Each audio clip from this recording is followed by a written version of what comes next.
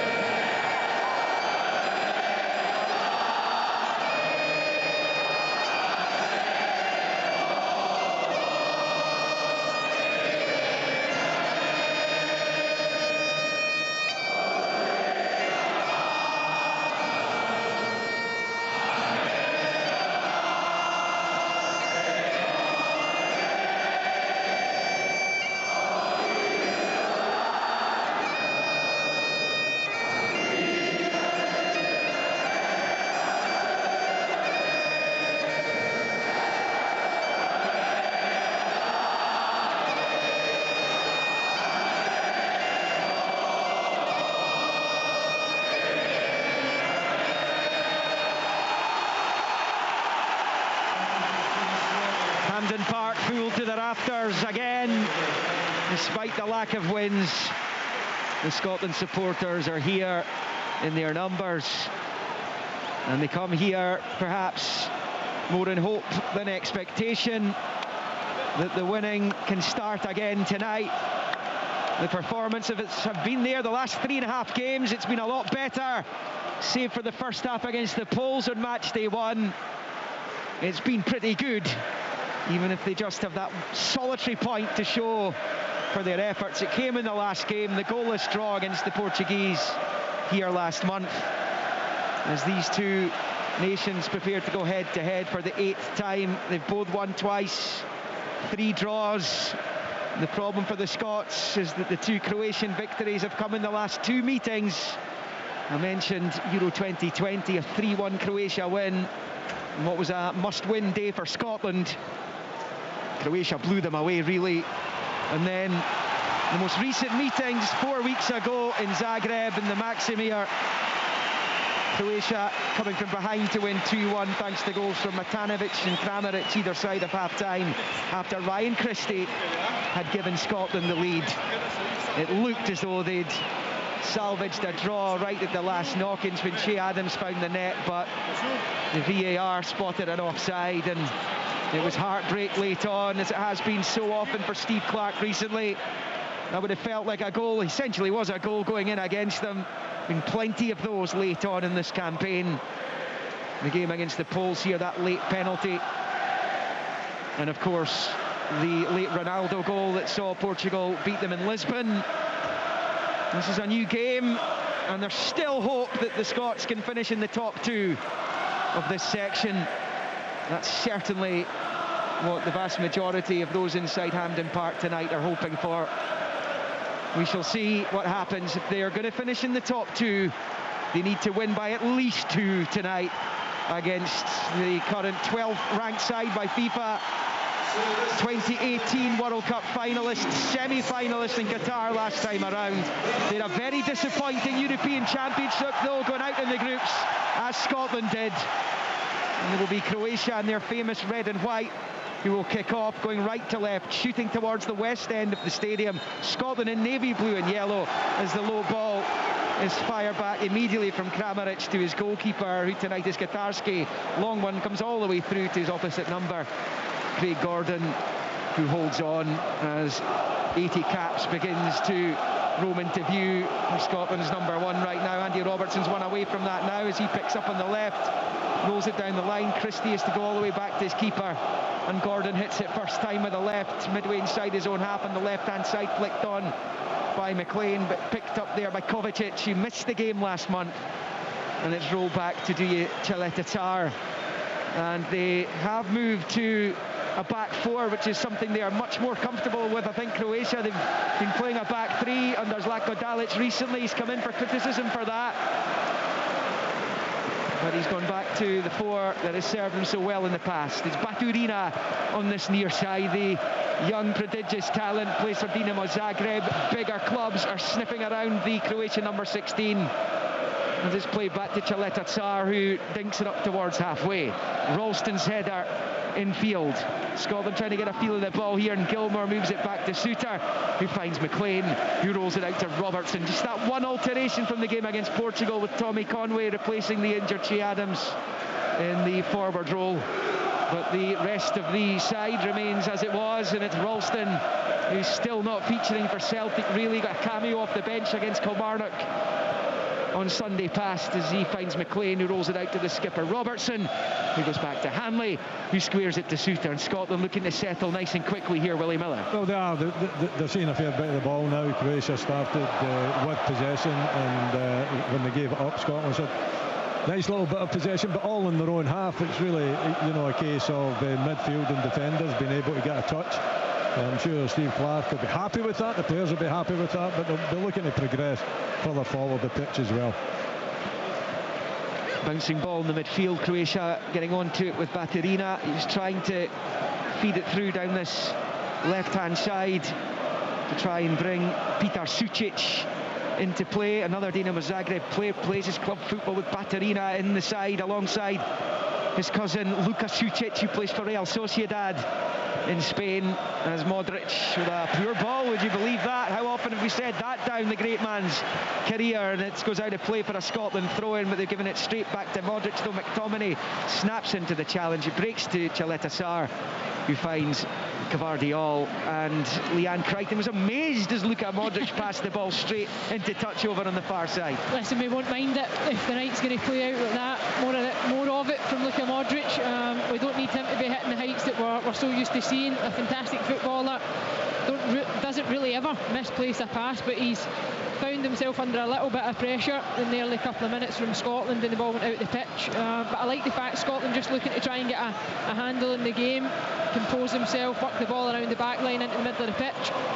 There's a lone blue balloon on the pitch there, which Billy Gilmour has just managed to burst, but it's been given away carelessly. Kramaric picks up inside the box, shoots wide. It's going through the legs of the defender and goes behind for a goal kick. It was a woeful ball. I'm not sure who was the guilty party. Kenny McLean. Wow, that was dreadful. Straight to Kramaric. He picked up on the edge of the Scotland box, and he's got away with one there.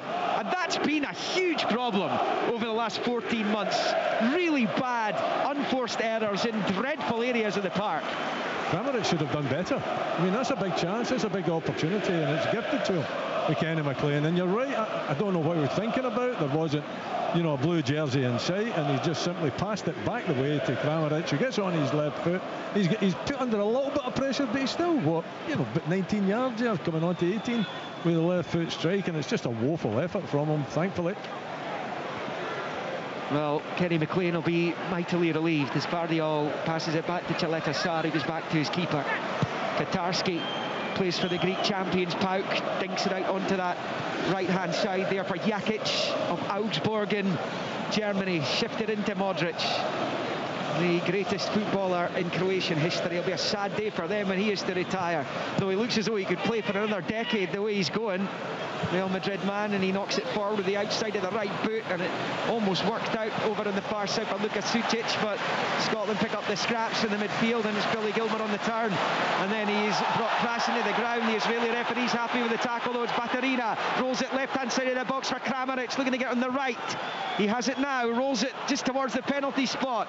Sucic turns it back, and it's rifled high over the bar by his cousin Luka Sucic, and that will be a goal kick. But it's another opportunity for Croatia. They've had two superb chances in the opening 5 minutes. It stays 0-0. Yeah, it's another big chance for Croatia. Again, it comes from Scotland. Billy Gilmour does really well initially, just takes too many touches. He's looking for the foul, the ball's won back perfectly fine in the middle of the pitch for me. They move it forward, they work it to this left hand side again, and I thought Kramaric was going to take the shot on himself, but he squares it to an unmarked player, and eventually Sucic blasts it over the bar. But you've got to be hitting the target.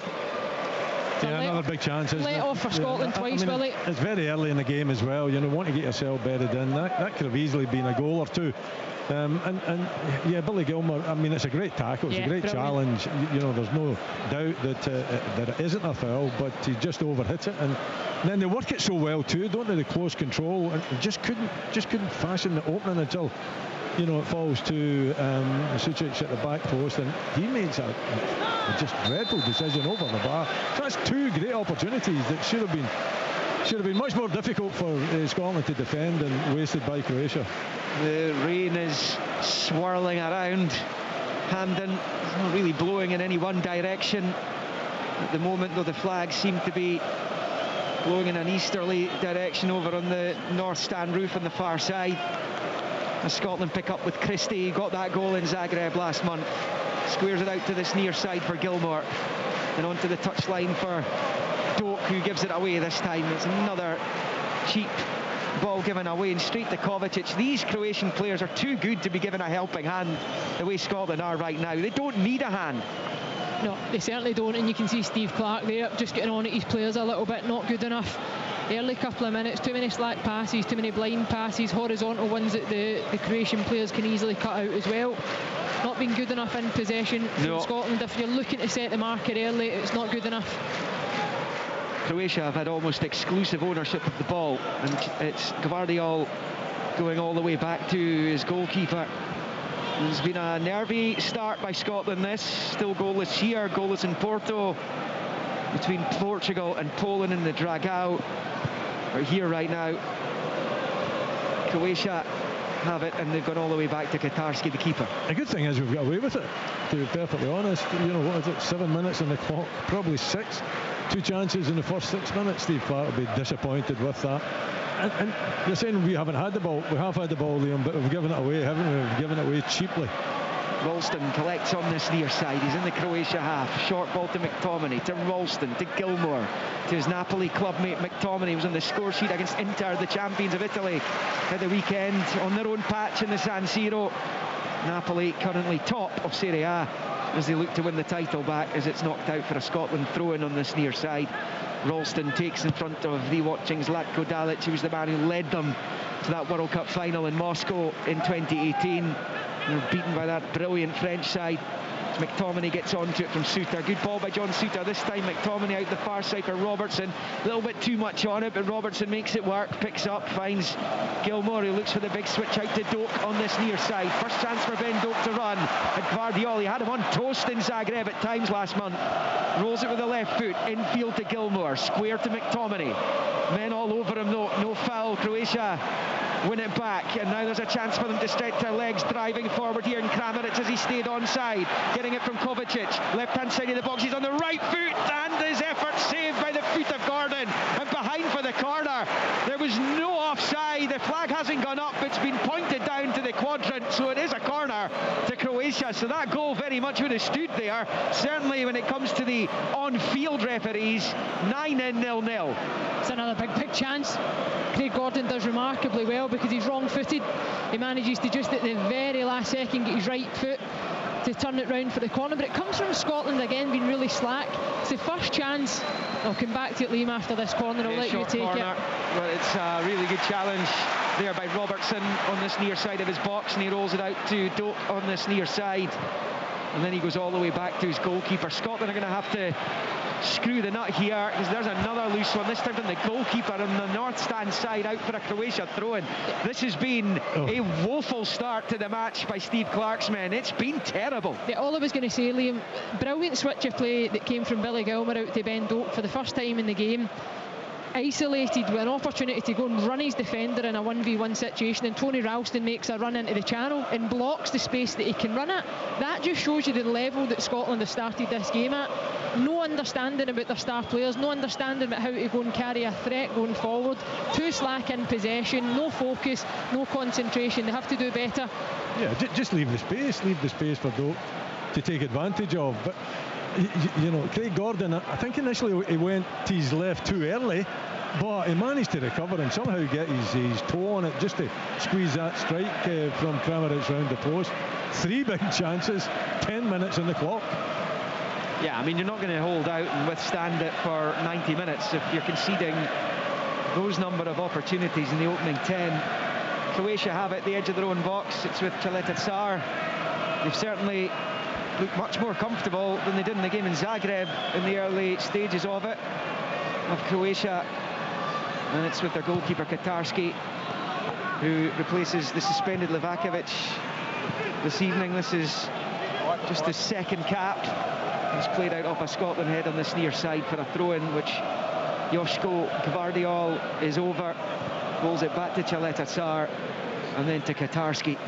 You know, we talk at this level, and Steve Clarke talks at this level, and you know how ruthless teams can be. Well, there's 3 opportunities, and there's not any ruthlessness in sight so far, thankfully. I mean, Scotland have conceded 33 goals in this 1-win-16 run, and on the evidence of the opening stages of this, you can see why.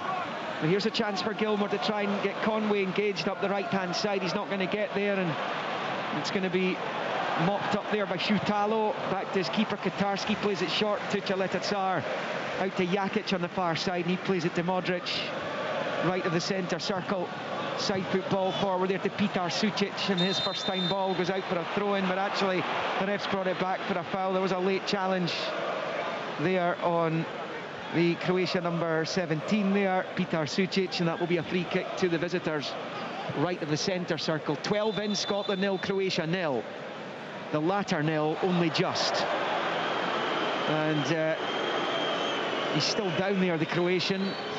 On the far side, boos from the Tartan Army, but actually a stoppage in play is probably no bad thing right now, because this has been a tortuous opening to proceedings, but it is still goalless, which is the only positive Steve Clarke's got from the start of this match. He would have hoped that his team, and I said it to you in the opening seconds, Willie, his team would bed themselves in nice and quickly. It hasn't come to pass, sadly. No, it hasn't. And Grant Hanley in there, was there a yellow card? There should have been a yellow card. I don't think there was there? I mean, he's nowhere near the ball. He's nowhere near the ball, you know, as he makes a challenge. I'm really surprised the referee didn't take stronger action. Croatia take the free kick eventually, and it's with Modric, rolls it out to the right-hand touchline. It's going to be turned infield towards Baturina, cut out momentarily there by Gilmour. Now with Kovacic. He knows Billy Gilmour very well from their time at Chelsea. Kramaric goes back to Cheleta Tsar, out to Gvardiol on the near side. And Cheleta Tsar has it midway inside the Scotland half, rolls it wide left onto this near side for Gvardiol. Back up the line for Baturina. And then to Kovacic, and then back into the centre circle for Šutalo. Forward to Modric, steps away from McLean, and then side puts away from McTominay. The ref didn't like the challenge on the Croatia captain, number 10, Modric. And the free kick's taken quickly by Kovacic, and now with Modric again. Steps away from Gilmour, forward to Gvardiol, back to Modric, flicks it with the outside of the right boots, a tackle which takes it back towards his own goal there. I'm sure if it was McLean, and it's gone behind off Suter for a Croatia corner. It's been such a nervy opening for those Scotland players and for the Scotland supporters who are out here in fabulous numbers again tonight. That bad pass hasn't affected Modric at all, is it? He's a joy to watch, Willie, isn't he? Yeah, brilliant, just magnificent. The whole team is at present. Luka Sucic takes the corner, flicked away at the near post by Robertson. Baturina picks up the scraps midway inside the Scotland half to Modric. on this near side to Luka Sucic, back to Modric, decides against the cross, back out to this left-hand side. In comes the ball from Luka Sucic, it's headed away, back out to this near side touchline. Robertson can't get his head onto it. Luka Sucic level with the 18-yard line, back to Modric, right-footed, big crossfield ball to the far side of the penalty area where Christie heads it away, looking to knock it out for a throw-in, which he does. Kramaric takes it quickly though. He was the decisive figure last month, scored Croatia's second in their 2-1 win. Here's Modric picking up in the centre of the pitch, dinks it out to Gvardiol on the near side, wonderful couple of touches, he's away from his man, Doak into the box, challenged by Ralston, and behind for the corner. Croatia are toying with Scotland here, 15 in, 0-0. It's going to take some sea change over the course of the rest of this match to turn the tide here. Yeah, Croatia, they're in total control. Scotland are found wanting.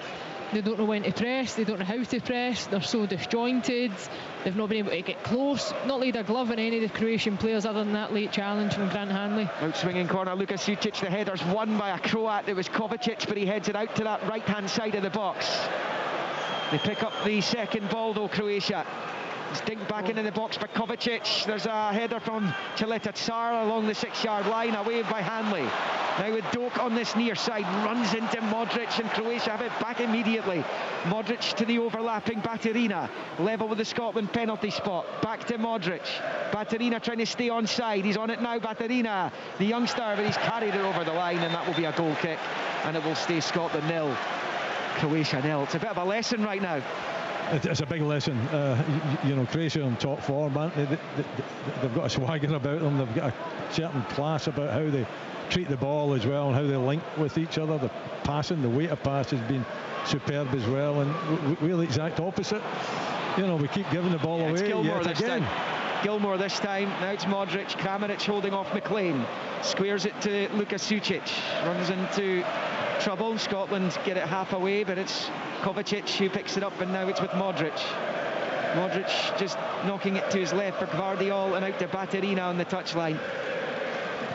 To Gvardiol, low ball forward, cut out by Gilmour. Modric has it now. Gvardiol infield to Baturina. Croatia know how important this game is.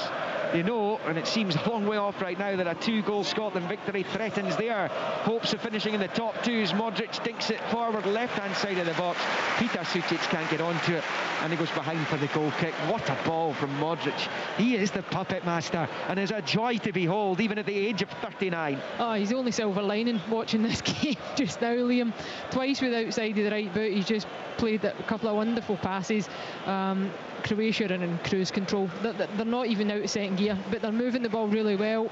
It looks to me in a game plan that Scotland have looked at, and I don't know if they've expected it to be as difficult as it is just now to go and win the ball back, because they don't look like a side that have planned and prepared to sit off and get ready to win the ball off of mistakes in a mid-block. They look as if there's an element of them that they've set up to press, and they now don't know how to press against Croatia and how well they're moving it.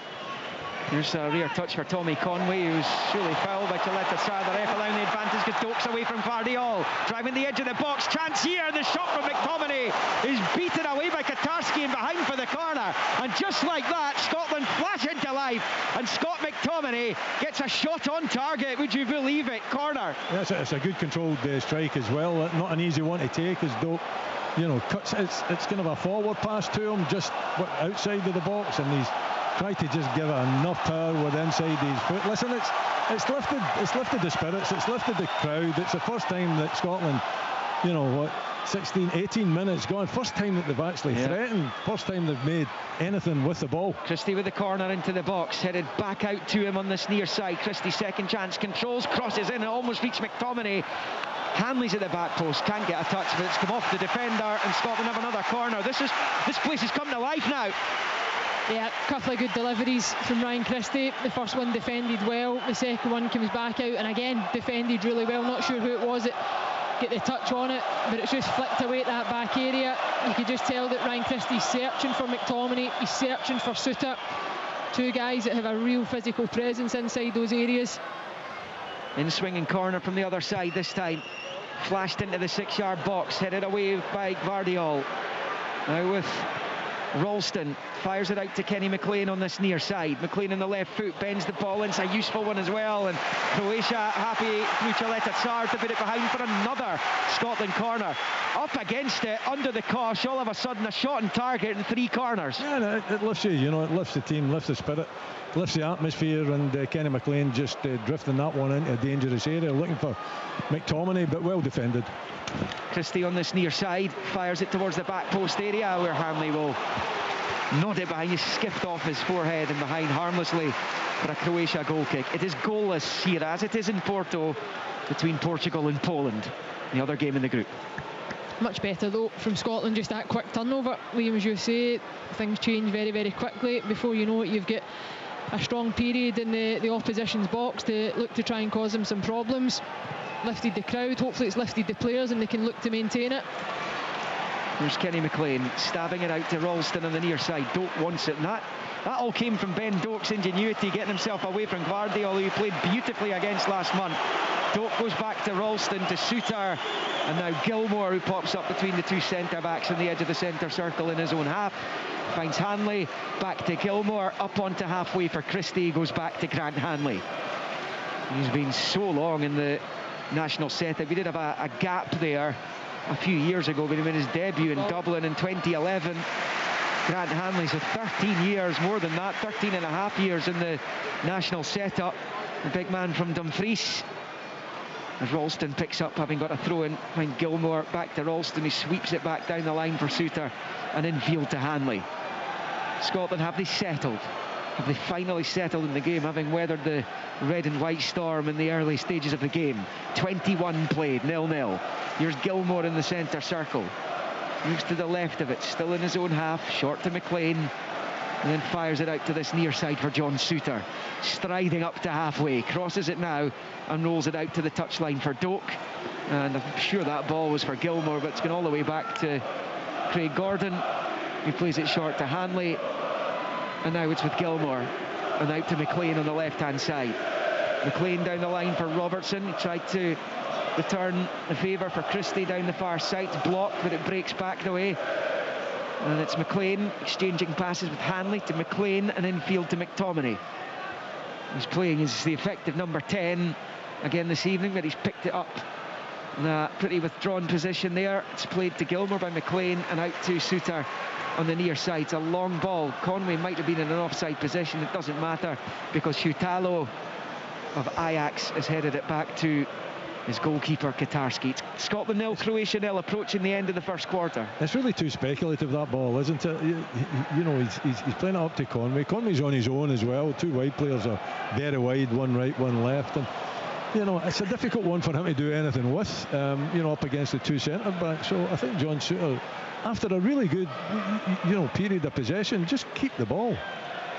Croatia have it with Modric. Again, it's that outside of the boot ball forward to Kramaric. Holds off Suter well, works it back to Modric, looking to pick out a ball, and he's done so again. He's so pinpoint out to the right-hand side. It's now with Lukas Sucic, getting it from Jakic. The right angle of the box, being forced back the way, then he disguises the ball into the box towards Bathory now, throws out the right leg, and he's managed to get an effort on Craig Gordon there, an effort on target. The Scotland goalkeeper holds it pretty comfortably. A header might well have been a better option for Bathory. He went with the right foot. It was a pretty tame effort in the end, as Gilmore gives it away again, and it's gone straight to Joško Gvardiol, who's striding up to the edge of the Scotland box. His pass is cut out by Gilmore. Gilmore runs into Modric, out to the left-hand side. Modric has found Bathory onto the right foot. He goes for goal. It's blocked by Suter. Modric's little cushion header to the edge of the box for Petar Sucic. Rolled back by Bathory to Kovacic. Out to the right-hand side. Croatia have got loads forward here. They are really pushing right now, deep in Scottish territory. Out to the right-hand side, it's going to be Lukas Sucic, infield to Kramaric. Heavy touch allows McTominay to win it back. Hanley has it, goes back to his goalkeeper, and Gordon slices the ball forward out to the left-hand side. Christie can't get onto it. Croatia have it back again. They just look much more comfortable in possession, where they look as though they've got a few seconds on the ball per person. Scotland, when they've got the ball, don't seem to have that sort of time available to them. But they give away the ball when they're not under pressure, Scotland. I think if they would just concentrate a little bit more on, and when they have managed to have a little spell of possession, then it's looked pretty decent. But then they simply give it away when they're really not under any pressure at all. Baturina, I can't understand why he didn't go with his head for that one. No. Kramaric is in the middle. He's totally unmarked. If he heads that back across the goal, it's in the back of the net. Yep, agreed, Willie. Well, Baturina's been dubbed the next Modric. I know Manchester United have been credited with an interest, amongst others, in his services in the very near future. As Kovacic picks up and squares it to Modric. Low ball, side-footed out to the right-hand side for Luka Sucic. In fact, it's Jakic who's on the ball now, level with the Scotland 6-yard line. His ball across, cut out by Robertson. He got something on it. Breaks back to the angle of the box, and it's fired forward towards goal, and it just goes past the left-hand post. I mean, Croatia claiming corner. I think I heard a touch, let alone saw one there. I think Scotland are getting away with one. The Israeli officials, for some reason, have missed it. It stays Scotland 0, Croatia 0 and 25. I think the players' reaction probably tells you the majority of the Croatian players affronted that it wasn't, and I think the Scotland players, not many of them started to make their way out of the penalty area because I think they were expecting to remain in there and defend the corner. We'll take it though. Yeah, nothing each. It is. I mean, win the game first and foremost. Pot 1 for the World Cup qualifying draw is a long shot anyway.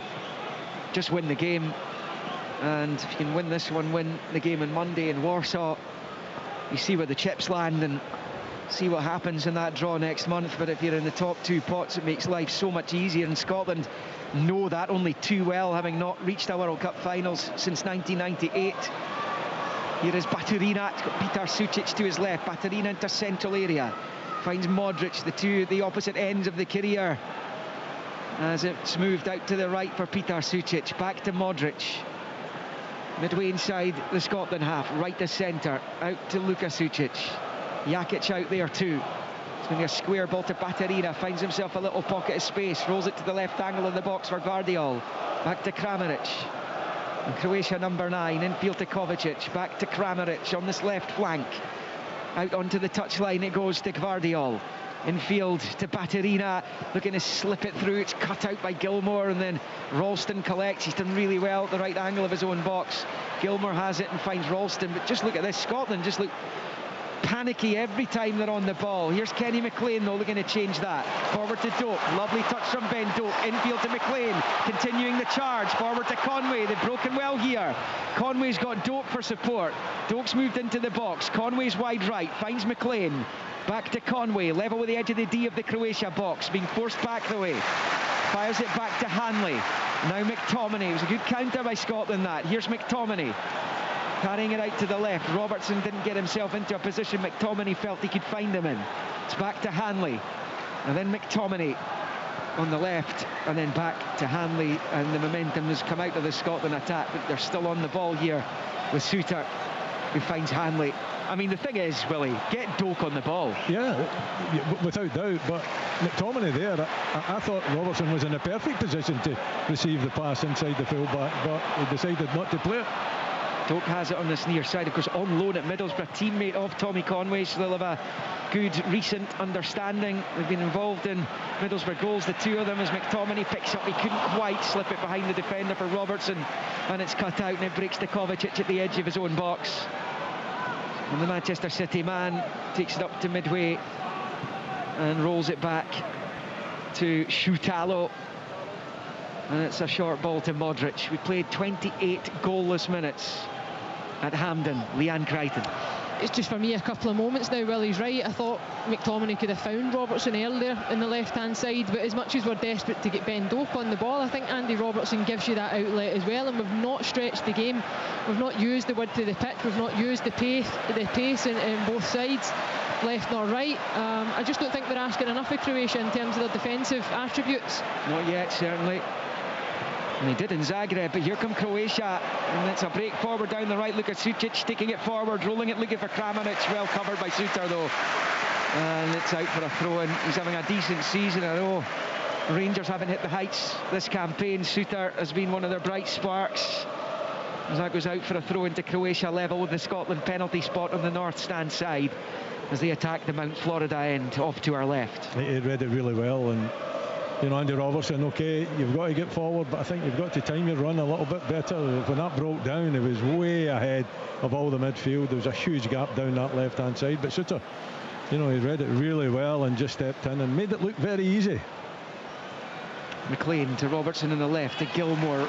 Good intricate passing by Scotland. Robertson's ball towards Christie's cut out, but Gilmore was caught, and the Israeli referee's going to dish out the first yellow card of the evening, which has been shown to Petar Sucic. And the Dinamo Zagreb midfielder is yellow carded. Scotland 0, Croatia 0, approaching the half hour. Modric is going to complain on his teammates' behalf there. Well, we're just trying to get a little... Modric is allowed to do that, isn't he? Oh, aye. Quite rightly so. Especially when he's got the armband on. Loyalty. Yeah, 4 La Ligas, 6 Champions Leagues, 5 Super Cups, World Cup runner-up. It's a CV that it's going to hang up there and alongside some of the best. Remember at the Euros in 2020, we thought his legs were gone. Here he is, yeah. Yeah, 3.5 years later, dear. He's still at it. At the age of 39, Luka Modric. Yeah, Scotland, it's Gilmore. It's 8 games without a win since that match in Faro against Gibraltar, the only one since winning in Cyprus a year past September when everything was rosy in the garden. Scotland giving it away cheaply once again there. Croatia go back the way though, and it's with Chaleta Sarr. It's a couple of times Liam Craig-Gordon now, his distribution's been really poor tonight. A couple of times, one occasion right out the pitch, and for me he's looking to go long, but he's not going long with any sort of intent or intensity to the play. He's just lofting it into the middle of the pitch to players that are not there to win the ball. Yeah, and talking of poor goalkeeper distribution, that's just been thumped out for a Scotland throw in the far side, the north stand side by Katarski. And it's Gilmore to McTominay. He's got options left and right. Robertson was to the left. He's gone for the more difficult option. Doak on the right. He gets it on the chest. Can he control? Yes, he can. Spins away from Guardiola. Right angle of the box. It's Ben Doak out to this near side for Ralston. Controls. Right foot cross ball comes in. Just a bit too high for McTominay. Robertson keeps it alive. Back to McLean, who lashes it high over the bar first time from the edge of the D. And it stays Scotland 0, Croatia 0. Willie Miller. It's a difficult one to take. It's on his left foot, right enough, Kenny McLean, but you know, it's bouncing quite high. Maybe a touch would be the better decision there, but you know, the cross-field passing did really well. It wasn't a particularly great one to be able to control, but he managed to get it down in his chest and set up Ralston for the cross into the box, and then the shot, unfortunately, way over the bar. It will be a Croatia ball. A little stoppage in play. It will be a goal kick. Just on Craig-Gordon, he's just clearing it, isn't he? There's no thought behind it. There doesn't seem to be players looking for it, or he is looking for players. It's a case of you've got possession, it ends up back with him, and he's just playing it anywhere. But I feel like even when he's going long, he could go longer. I feel like he's kind of clipping it into the middle of the pitch, hoping that somebody's maybe going to play off it. I don't know. I almost feel if you're clearing your lines, you can look to go and do it with a bit more intent, and it's just turned into a kind of transition to defend for Scotland. Yeah, I mean, with the exception of McTominay, really, you know, there's no height, no real height. But he's kicking at a point though, Liam. For me, when you go long, you look and try and get bodies in a bit tighter. You pull your wide ones in and look to try and get at least your central striker and your 10, i.e. McTominay and Conway, together so that you can go and play off one another. But the players are left isolated. Another loose ball, Hanley this time. Croatia trying to prop it. They've got it at the edge of the penalty area. Kramaric looking to feed it through. It's blocked. Breaks to Baterina. Gets it from Kovacic. Looking for space to shoot. Instead he passes it right of the D. Comes back to Kovacic. Out to the right angle of the Scotland box for Luka Sucic. Modric on the overlap. Modric level with the penalty spot. Wins the corner off Robertson. Yet another unforced error. And this time Grant Hanley's the guilty party. Scotland 0, Croatia 0 and 33 and a half. Yeah, you just keep riding your luck, don't you? You know, when you give the ball away constantly like that, you know, quite simply, there should have been an easier pass on for him. But he's given it away maybe some 30 yards from goal as well, and you know they've got momentum as well. They've got fantastic skill in and around the box. The only thing that's lacking for Croatia is that they somehow haven't managed to create a pocket of space to get the strike on target. So I suppose we should say that at least the Scotland defenders are reacting well enough. Modric with the corner, headed away by Robertson. It's only halfway. Oh, what a shot it was, and it's blocked there by Gordon. It was Lukasucic. A thunderbolt. Modric with the cross in. It's Gordon gets something on it, headed back towards goal by Cheleta Tsar, and the Scotland keeper clutches on his 6-yard line, and it stays Scotland 0, Croatia 0. Scotland have a man down inside the goal mouth. I think it's Ralston. Not sure if he's going to require attention, but what a shot that was from Lukasucic. He scored one of the best goals that I've seen this season when he scored for Real Sociedad against Atletico Madrid in the Metropolitano. It was his first goal in La Liga after moving to Real Sociedad. It was outside the boxes, a very different kind of effort to that one, but that came at some rate of knots at the Scotland keeper. It's a phenomenal strike, Liam. It really is. The technique to just arrive and meet the ball as flush as that, to keep the power and the accuracy. Craig Gordon does really well, clears his lines and does brilliantly as the second ball comes in, and then catches it at a third attempt. Really takes the pressure off of Scotland, but that would have been up there with one of the best strikes that I've seen in the flesh if that had hit the back of the net. He was just in the right place, wasn't he, Craig Gordon? I mean, he didn't actually have to do too much. He'd just get his hands out in front of him because it was a laser. If it was anywhere else, it's past you before you can do anything about it. I'll put it this way, that was a much more powerful effort than the one we saw Poland score their opening goal from, which beat Angus Gunn on Matchday 1. Scotland come forward, Christie out wide right for Doak. Doak looking to slip it forward to Ralston. He wasn't onto it quickly enough though. And Croatia able to clear through Cheleta Tsar. Down this near side, it comes all the way through to Suter, who squares it to Hanley. We're well now into the final 10 minutes, at least 9 minutes to go until the end of the 45, nothing each, and it's Scotland in possession with Billy Gilmore. It remains 0-0 in Porto as well, incidentally, the other game in the group, Portugal-Poland, and it is John Suter picking up and finding Ralston, and then infield to Gilmore. Gilmore rolls it out to Doak. That's another loose one from a Scotland player. Ryan Christie this time. Christie. They've all had their crack at it, Liam, putting the ball out the pitch, and just a couple of minutes ago, Tony Ralston, I mean, I love his enthusiasm and his desire to get forward, but I wish he would stop running into the same channel that Ben Doak's got a 1v1 situation. It might give Scotland a chance to go and at least win another corner, ask Croatia to defend. Is that a Celtic thing? No, they play with the inverted. Possibly, possibly. Fullbacks who like to go there, but even when you watch Celtic at times, they're wide players on the ball, and all of a sudden the fullback goes into the space where you think, surely the manager's saying, why are you going into that space? I know. And particularly with Doak, the pace that he's got, just give him that space to occupy and take the defender on. The ball's been in play so often, I've not had a chance to go to the former Scotland manager Craig Levein, who's sitting to my left. I will go to him at the next break in play just to see what he's making of this, and then you can hear the scream of frustration from Kenny McLean. And Craig Levein, it has been a frustrating watch for the Scotland supporters in the main. We've been very fortunate, and you know, I'm just making notes here of the mistakes. I'm up at about 11 now, and I mean mistakes that are you know, they're not difficult situations to get out of. You know, there's a lack of confidence on the ball. That's a worry for me. And you know, we're giving the ball away constantly, and we've been tad fortunate, I think, not to be behind. Hear more from Craig at the interval as Croatia pick up a throw in right up the pitch level with the Scotland penalty spot. Gvardiol gets it back from Peter Sucic, looking to try and win a corner, but the flag's gone up over on the far side, and Scotland will have a free kick on their right flank, deep inside their own half. Scotland off to Warsaw in the National Stadium on Monday night, the final game of this Nations League section, which has been lesson after lesson. You suspected it would be like that, given they're coming up against the behemoths of European football by and large.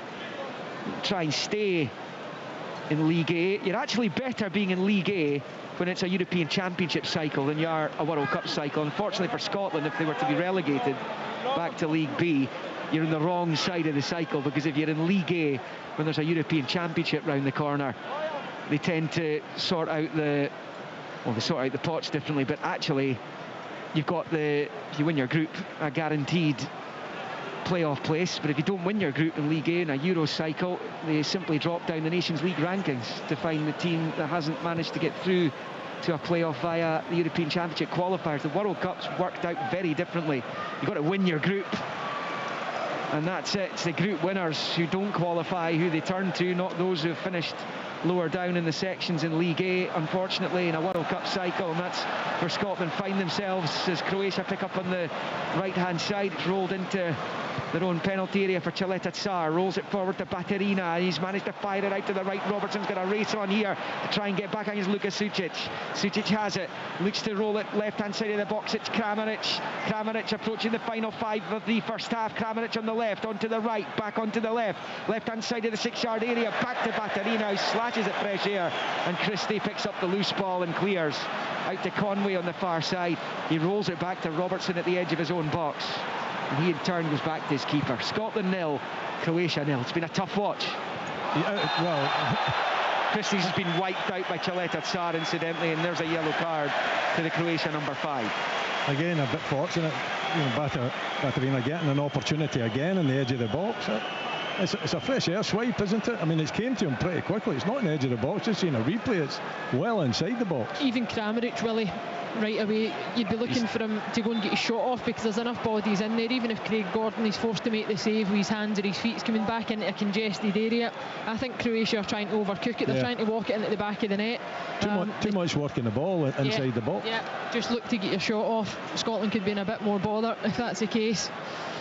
Scotland have a group of players already on a yellow card as Leanne sees a replay of Chaleta Tsar bulldozing Ryan Christie. Deserved yellow card. Looking at that, yeah, the players on a yellow card: Ralston, Robertson, Christie, Hanley, Gilmore and McTominay.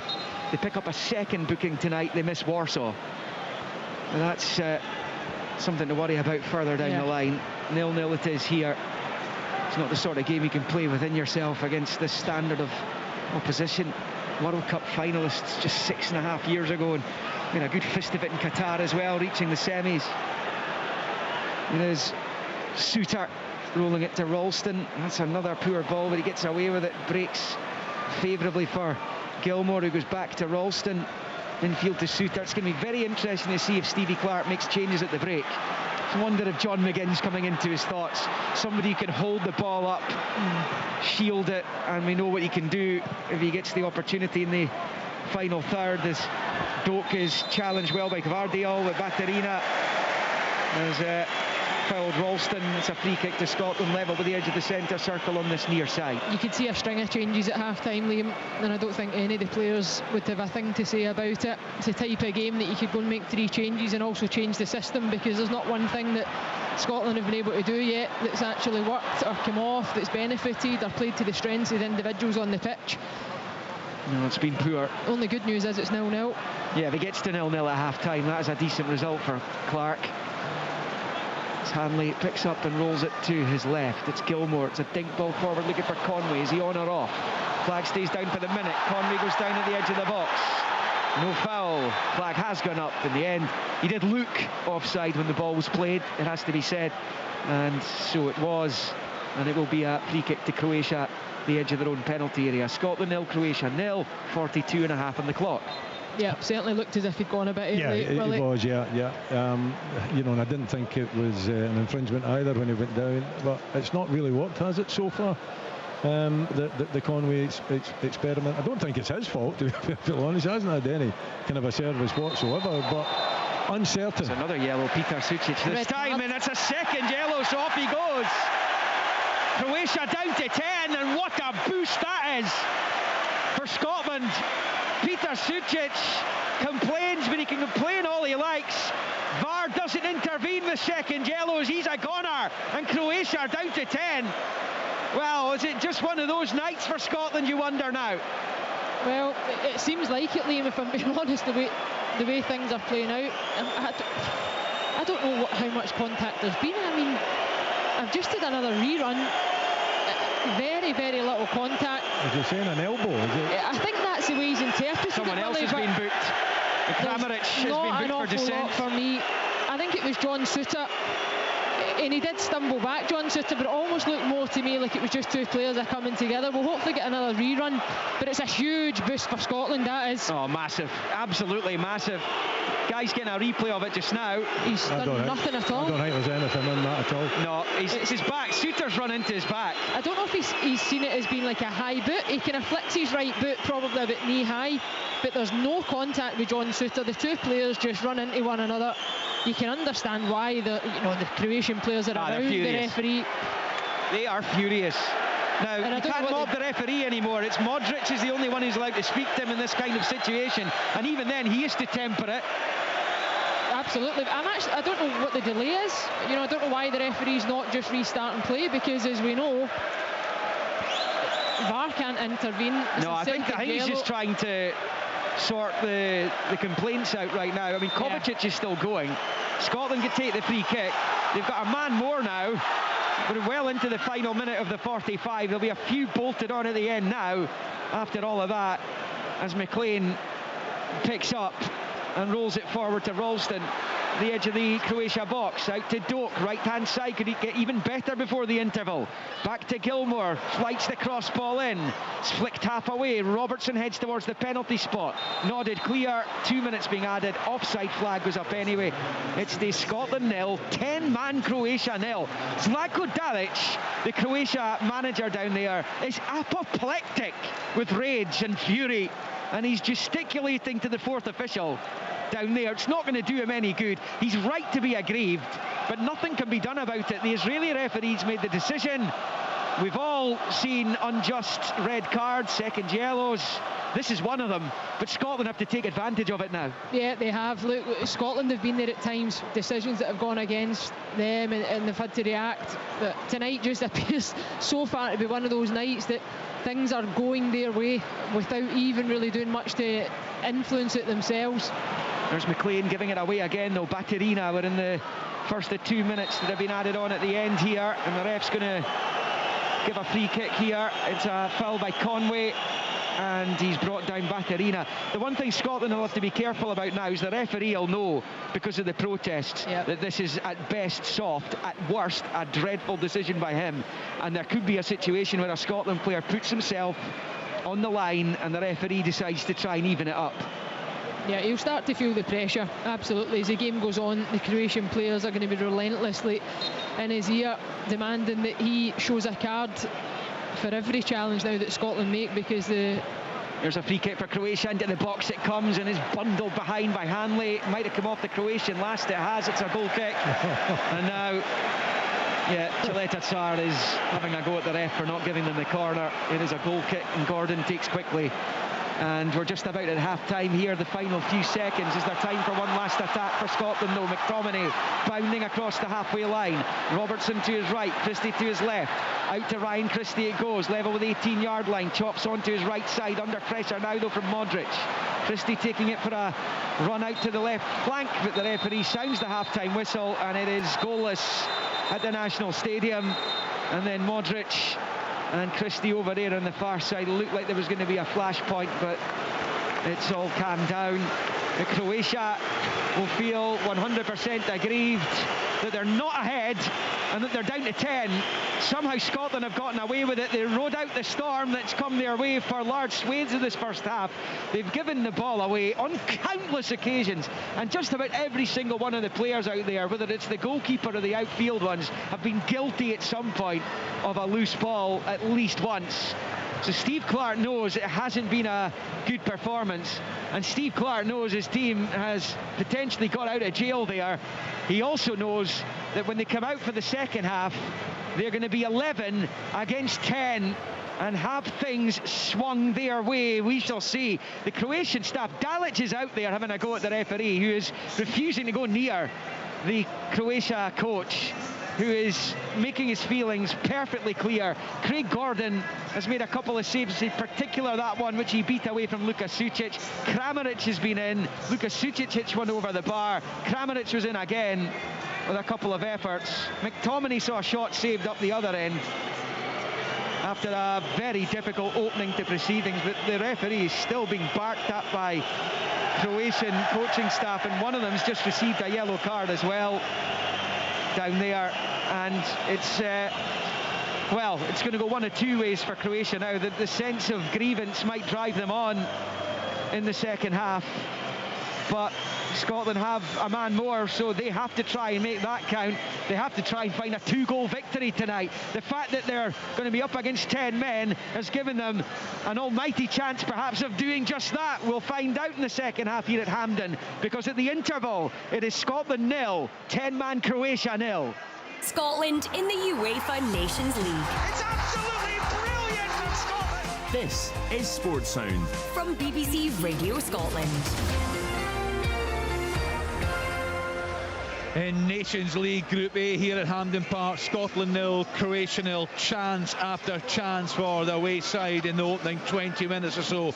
Really sloppy from Steve Clarke's players. Individual errors. A couple of occasions Craig Gordon bailed them out, but it was really touch and go. You felt at any point Croatia would go in front, but Scotland held out. They had a good chance themselves. It was McTominay with a shot. The keeper turned around the post. That was set up by blistering pace from Ben Doak down the right hand side, but the real drama coming in the 43rd minute. A second yellow card for Peter Sucic. He was sent off. Real protest from the Croatian players and management team, but to no avail, of course.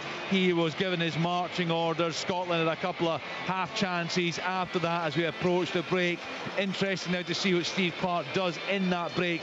Will he make changes? Let's hear from Craig Levein and from Tom English. Tom, at the start, we were talking before the game kicked off tonight about how improved the performances have been in the Nations League despite the results, given how poor we were in Germany. In that opening 20 minutes tonight, it was really sloppy.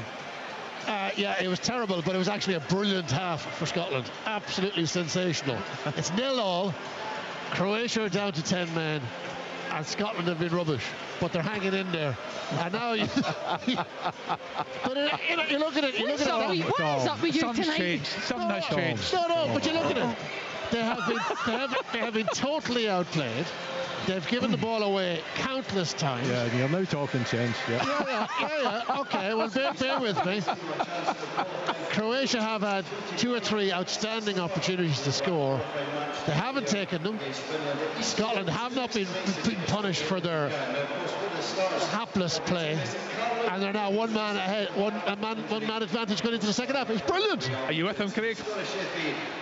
Yeah, you've got to be, haven't you? I mean, that's what happened. Apart from Scotland's play, what's not to like about that? I mean, we talked about the performances in recent games being, and maybe the luck not falling our way. Well, we've got that luck back tonight. I tell you what. I mean, the amount of times that Croatia dithered round about the penalty box instead of just shifting the ball and shooting, the amount of opportunities they've had, and the mistakes. As I said, you counted 11. It's amazing. It's almost like infectious, isn't it? Mistake and different players doing it. Yeah, and it went. Everybody doing it. Yeah, and then I mean, Craig Gordon's not the best user of a ball at his feet. I mean, he's probably one of the old-fashioned goalkeepers, and I think. He's made a couple of great saves, but I think in the situations where the defenders keep playing the ball back to him, when they're not under severe pressure, I think they should be looking for other passes, because they know he's not going to clear the ball like 30 yards into the opponent's half. He's lucky to get to the halfway line. I mean, Leanne made that point. It's almost like clipping it, wasn't it? He wasn't. But that's what he does. I mean, he hasn't ever really been a very, very true striker of the ball, you know. So all he does is just tries to play the percentages, and a big pitch like this, what happens is maybe a Tynecastle, the ball lands in the opponent's half, but here it's not even making the edge of the centre circle. So, but that's just, he's not going to change now at his age. So the defenders have got to realise that if the ball has to go forward, they can do it. They're 20 or 30 yards ahead of him. So, but he's made some good saves, and honestly, Tom's right. This has been an unbelievable scenario for us. It's incredible. The game should be over. It's a bit like Tom's column. It takes you halfway through before you understand what he's saying. Did you read that, Willie? Seriously? Intelligent people get it a lot earlier than that, Willie. Were you guys surprised that Steve Clarke didn't change? Is anything he could have done to affect change early in the game? Or is it difficult when it's individual players making these mistakes. I don't know how many substitutes you could have made in the first. Like, I mean, everybody it was like it's like a virus. It just spread from one player to the next, and everybody was making mistakes, and we got away with it. It's unbelievable. The one ray of light was Ben Doak. When he got the ball, you felt it didn't get to an awful lot, but that burst of pace to set up the McTominay chance, for example. I mean, I get frustrated because they just need to give him the ball. Another thing, at times, I don't think that he should be passing the ball in an attacking situation to Ralston. I think that he's a much better deliverer of the ball from a wide area than Ralston is. So I think he should be brave, go and take the man on, put the ball in the box, and next time it comes back, you do the same again, and then do the same again. If he gets a 2v1 situation, then he maybe needs to come back out to Ralston to keep the ball. But I'd rather see us get the ball to him more often than him actually just go and take people on, because he's brilliant at it. It's been tough for Tommy Conway. He gets his start tonight. He's had nothing, has he? Kenny, he's not got the physicality at this moment in time to be able to deal with their two centre-backs. They're quicker than him, they're stronger than him, you know? And so I don't know how I mean, for me, his best chance of scoring is maybe bobbling about the box, and his natural instincts take him into the right area to finish. But when he's playing against these guys 10 yards into the opponent's half, they're too big, they're too quick. So what does Steve Clarke, Leanne, look at now when he's thinking of this second half? Up against 10 men, does he change personnel? Does he change shape? Look, he might go in there just now, in the fact that you've had that stroke of luck just towards the end of the first half with the sending off, that you give the players that have had the privilege of starting the game 10 minutes or so to go and fix it, to go and actually show signs that you can make a difference tonight, that you can move the ball at the level that we've seen them do, that you can keep it, you can retain it, you can create opportunities, that you can hit the wide areas, that you can go and beat your opponent in a 1v1 situation, and that you can actually give Tommy Conway something to go and attack inside the penalty area, because this far tonight they've done absolutely none of it. It's been so poor, and Ben Doak, I mean, I wouldn't even give him pass marks, Kenny, if I'm being honest. He's in the team. No, because he's in the team, because he's electrifying with his pace, because he's direct, and I know he's a young player, but he's had a number of opportunities tonight to really go and get at his defender, and he's not done it for me. He's turned back more often than not. He's looking to play just a safe pass back into the middle of the pitch, and when we've done that, we've not even then hit the left-hand side and allowed Andy Robertson to go and do the same.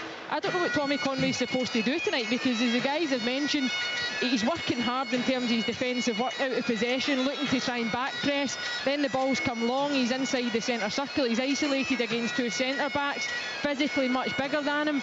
He's a goal scorer by all accounts, and he's got a bit of pace, so going to go and play to his strength and stop just firing balls 70 foot up in there and asking him to deal with it, because it's not playing to his strength. So look, for me, Steve Clarke will be kind if he doesn't make any half-time changes tonight, because you can make three easily, comfortably, and as I said in commentary, go and change the shape and everything, and he might look to do that. Do we put another striker on? Quite possibly. Put Shankland on? Quite possibly. John McGinn, you could effectively have him playing up and playing off the striker, which he's done before, isn't he? So if we're going to see a change, John McGinn is ultimately going to be the first one, I would imagine. It's what the fans will want, and I think once you get the fans with you, there's been a couple of moments in that first half that have set them alight. Ben Doak, maybe one moment that gave them that, with a run of 3 corners straight off the back. The noise levels were there. John McGinn coming onto the field tonight will give you that, and it might just then turn it for the Croatian players as well, that they sense that they're going to be in a dogfight, and they're going to really need to work hard, hopefully in this second half, to even leave Hampden with a point tonight. They need to take better care of the ball. I mean, you know, Croatia are going to be as dangerous with 10 as they were with 11 if Scotland keep giving the ball away cheaply in bad positions, because they're good enough. Croatia are good enough to win this game with 10 men. There's no doubt about that. Conway has had 7 touches of the ball, and I feel for him, because he is working hard, but it's just nothing is sticking up there for him. And I think the 7 touches, Tom, were one came off his head, one off his shoulder, his chest, and his thigh, and the way down in the same moment. Yeah, they were tough touches, most of them. They were under pressure. And like, you know, nobody really has played well for Scotland. Do you think we've looked nervous tonight? Yeah, I think they looked a bit tense. They looked a bit jumpy in possession, and some of the passes that have gone astray have been under pressure. A lot of them haven't been. There hasn't been a huge amount of pressure on some of the balls that have gone astray, and they're blessed. They're blessed it's 0-0, and doubly blessed that they've got a man advantage. That's why I'm saying. That's why I am Mr. Happy Clappy here, because this is fantastic outcome for Scotland after that 45 minutes. Kenny, what's really interesting in this half, I think the referee might find out at half-time that he's made a mistake. And he might try and even things up. So I think the discipline of the Scottish players in this second half has got to be 10 out of 10. It's got to be 10 out of 10. Fully focused. Don't give the referee any chance to put you in the book. Do you think it was a clear mistake? There was no doubt about that. I thought it was a mistake. That's what. Yeah. Can you understand why? Did it look as if he came down his leg? Well, I think what's happened is I think John just put the brakes on, didn't he? And then the guy's bundled into the back of him. And it looked worse than it actually, actually was. If it was me that had done that, and John instantly, I thought he was quite clever and tried to instigate the contact, And if it was me, I'd be furious if I got sent off for that. Modric is on a yellow now as well. He got booked in that Stramash. They've got 4. Did they get 4 booked in the first half? I think they got 3. Kaleta Sar, I think he was booked. I'm not sure Kramaric was booked. Was he? Maybe he was. But certainly Modric was booked. One of the coaches was booked. Pretty intimidating behaviour from him, waiting for the referee, staring him out. They've lost their discipline entirely. I have to say, I don't think it was a red card at all. But just before that, Kaleta Sar has gone in on Christie elbow first. That could have been a red card. And that could have been it. Now, I think football needs to wisen up to this kind of stuff. An elbow to the head, which or a forearm to the head, I think should be a red card. But it wasn't. It was a yellow. And I think he was a bit lucky there. Well, we're looking for Scotland to be a whole lot better in this second 45. They're up against 10 men here at the National Stadium this evening. All the coverage to come right here on BBC Radio Scotland. Join us for another big night of BBC Children in Need. Have we got a show for you? With a Doctor Who exclusive. We are going to rock through time. Gladiator stars like you've never seen them before. Gladiators, ready! The global superstar Bluey taken to the stage for a very special Strictly. Children going head-to-head with celebs on Graham Norton's red chair. It's a bit of an ego crusher. And so much more. Children in Need, tonight at 7 on BBC iPlayer. You're listening to Sports Sound on BBC Radio Scotland. Stay tuned. Around about 10 o'clock this evening, we'll hand over to Off the Ball. And within that, you'll hear live from the Scotland manager, Steve Clarke, reacting to this game here at the National Stadium this evening in Group A of the Nations League. Scotland 0, Croatia 0. We're just waiting for the players to come back out here. It's a fairly dreek night at the National Stadium, but the Scotland fans are in good voice here, and surely they're expecting to see a much improved performance in the second half. Leanne, I think it's important, and you touched on it along with Willie in commentary, at times it's been almost a privilege to watch Luka Modric, hasn't it? It's fantastic. Yeah, he's a fantastic footballer. He's brilliant, even at the end of the half. He's a class act throughout the game. His movement, his intensity when he presses. I've heard people suggest that they've never really seen him sprint or move that quickly in the pitch because he's so good, but actually he reads the game so well. He's always in a position that he's able to press at 5-10 yards. He's a joy as a midfielder watching him. He makes the game look so easy, but I just love the class in the way that he carries himself. And at the end of the half, you could have been so frustrated and get after the referee. He finds himself over in the corner as the half-time whistle went. He has a wee laugh with Ryan Christie, picks the ball up and just wanders himself back into the changing rooms. And no doubt he's a leader in there as well, but to watch him here at Hampden Park tonight, yes, an absolute privilege. The only person who was upset Luka Modric's karma was the referee when he sent off Sukic, and Modric went ballistic. Yeah.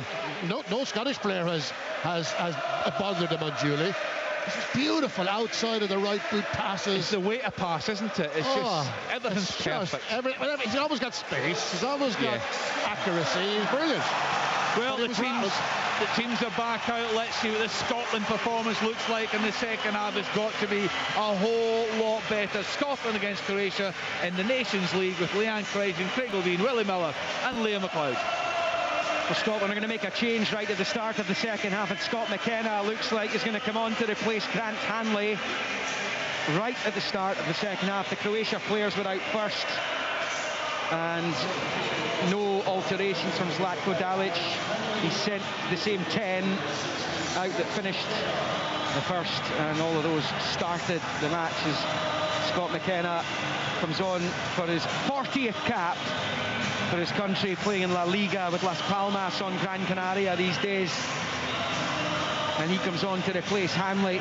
Not sure if there was a problem with Hanley, but we shall see how that change manifests itself out there. I was chatting there very briefly with Mark Rochon, who's one of the Croatian analysts who also works for Aberdeen. He's full time at the club, but he's been working for Zlatko Dalic for years. He was part of the setup when they got to the World Cup final. It'll come as no surprise that none of them agree with the second yellow card shown to Peter Sucic. I think we got that impression from those who were involved on the pitch and in the technical area beforehand. Anyway, Scotland are going to kick off a monumental second half here. Can they take advantage of their fortune? Been hard done by in the past, Scotland, as Conway takes centre and rolls it back to McTominay and out to the right. Scotland in the navy blue and yellow going right to left towards the west stand. McTominay looking to flick it through towards Conway, picked up by Chaleta Tsar, who clears. So it's Gordon in goal, Ralston, Suter, McKenna, Robertson, Gilmer, McLean, Doak, McTominay, Christie and Conway. See how Croatia try and plug the gap thanks to the red card. Here's Christie on this near side.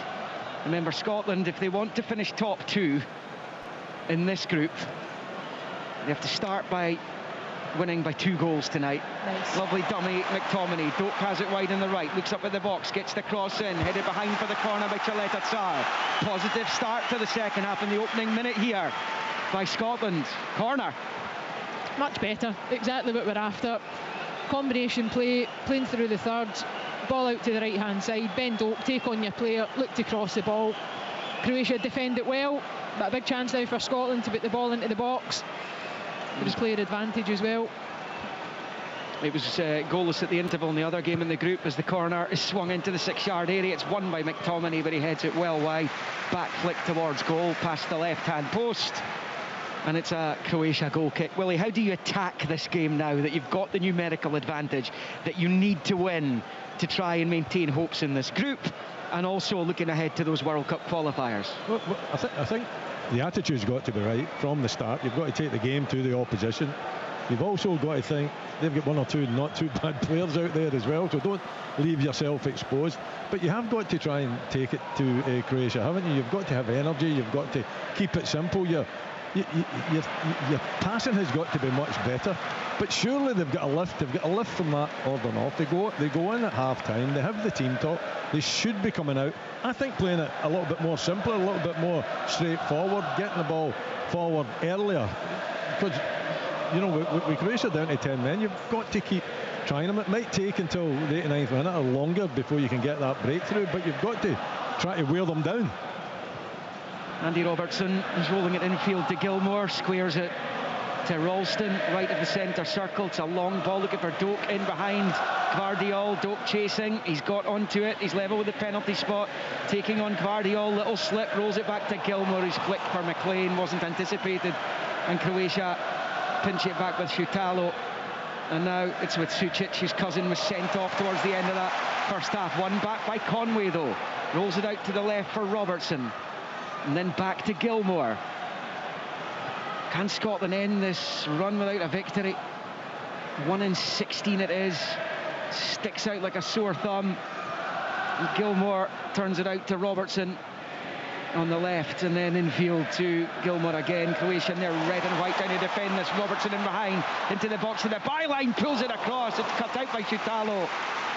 And it breaks back out to the left-hand side of the area. Christie with a header to Robertson, heads it back to Gilmore, keeps it in play, and then calmly rolls it back to McKenna. Missed the camp last month through injury. Here's McTominay. And then he, in turn, rolls it to the edge of the centre circle for Suter. Suter out to Doak on the far side, to Ralston, then back to Ben Doak. Both, of course, were teammates at Celtic. And as Ralston fires it back into the centre circle for McKenna and out to Christie on this near side. Infield to Robertson. Here's Christie again, looking to slip it towards Conway. Easily read by Shutalo though, and he's able to dig it out down this touchline. As McKenna's cushion header finds Christie. It's been a promising start to the second half by Scotland. It's 4 minutes old. It remains 0-0. Scotland up against the 10 men. It's Suter. Forward to McTominay on the far side. All over him is Baturina.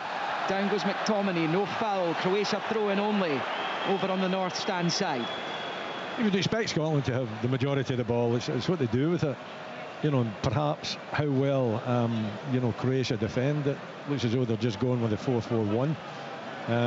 You know, and try to frustrate at this moment in time. But you know, I think it would be very wary of committing too many men forward. Yeah, you want to commit as many as you possibly can, but you want to also keep that back door closed in case of early counters.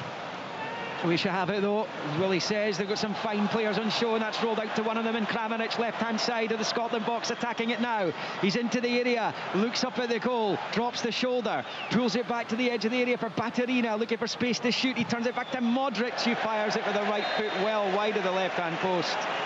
Flag's gone up anyway, so it wouldn't have counted. It stays Scotland 0, Croatia 0. But there's a little warning of the class that remains out there, even if they are down in numbers. I think that's a threat, isn't it?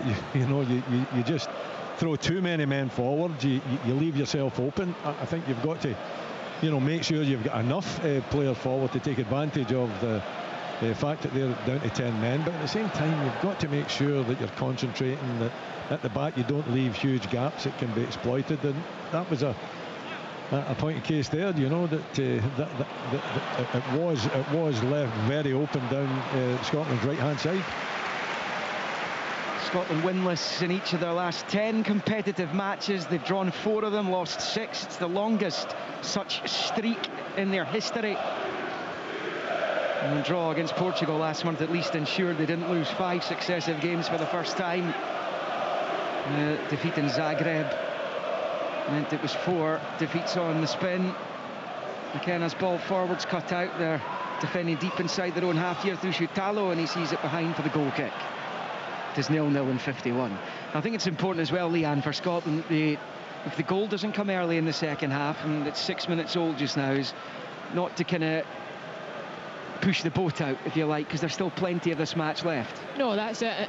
In occasions like this, when you end up with the player advantage, you can play the game like it's 85 minutes as opposed to playing like you've got 40 odd minutes to make the difference. So Scotland need to just kind of grin and bear it just now, try and work the ball, use the player advantage that they've got. But I dare say we might see a couple of changes very shortly, and it's not to discredit Tommy Conway in any way at all, but Scotland need a focal point up top, and they don't have that in him tonight. Whether it's down to his performance or the players just not understanding his strengths just now and how to get him on the ball. Here come Croatia down that left-hand side. Kramaric rolling it back the way to Gvardiol. It's a big switch of play, right-hand side of the Scotland box, looking for Jakic, but it sails past him and out for a throw-in down by the corner flag, deep inside Scottish territory. And Andy Robertson getting onto it just now. Big chance for Steve Clarke to end this run this evening now. Real gift given to them just before the break. Robertson with a throw-in down the left-hand touchlines. 1-0 by Jakic, heads it towards the Scotland box, away by McLean. Jakic heads it in field, but only to Christie's ball towards Conway is cut out by Chaleta Tsar, and out for a throw-in to the hosts midway inside their own half on this near side. Well, I think you play the long game, and by that I don't mean that you hit the ball the full length of the pitch. I'm talking about time. You've got to keep probing, you've got to keep believing, you've got to try and wear them down.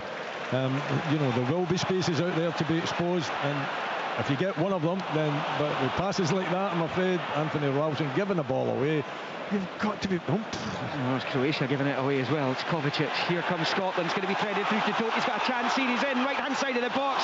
Tried to pull it back across towards Conway. It's cut out and behind for the corner. There was definitely an argument there for Ben Doak to go it alone.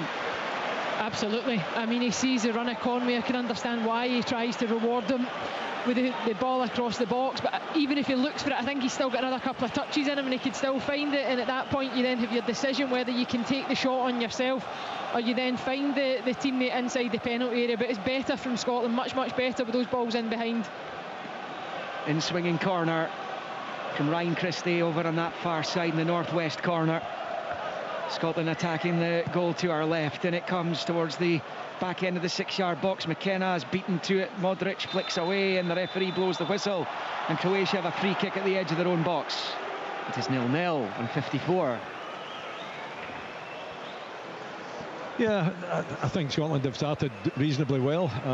You know, I think there are pockets of space there to be taken advantage of. I think Doak should have taken the first touch forward rather than and the second touch forward rather than you know, dispatching the crossfield pass, which was cut out.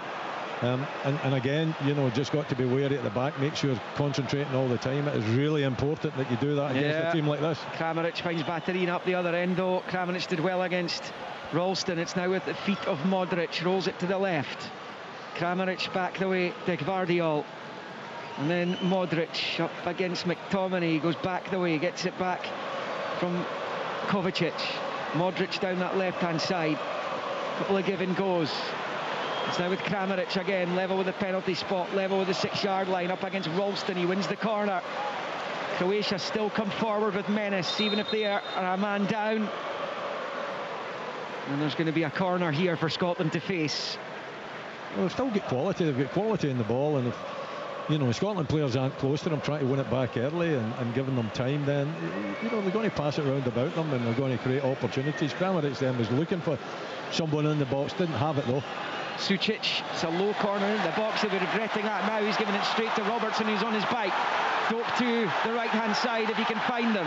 Robertson clips it over the defender, over Modric's head, but he can't find Doak, and it sails in front of him and out for a throw in. Steve Clark's having a long lingering look at his substitutes who are warming up down below us. I think something may well be imminent here to try and give Scotland the sort of control that Steve Clark will be hoping for, given it's 11 against 10. I mean, Andy Robertson does hell of a well, you know, just busting forward. Why does he lift it? I don't know. You know, just pass it. It's in between the two Croatian players, in between them, and that's in behind as well for Doak to run onto. Gilmour to Robertson, now on his more comfortable left side, rolls it out to Christie. Christie steps away from Jakic, gets it forward to McTominay, left-hand side of the Croatia box. Forced back out the way on this near side. Passes it back to Gilmour, looks up at the box, bends it in towards the back post, looking for Doak, who pulls it back. McLean trying to keep it alive with a slide back to Ralston, whose shot's blocked. Still alive with Robertson, but Modric takes it away from him.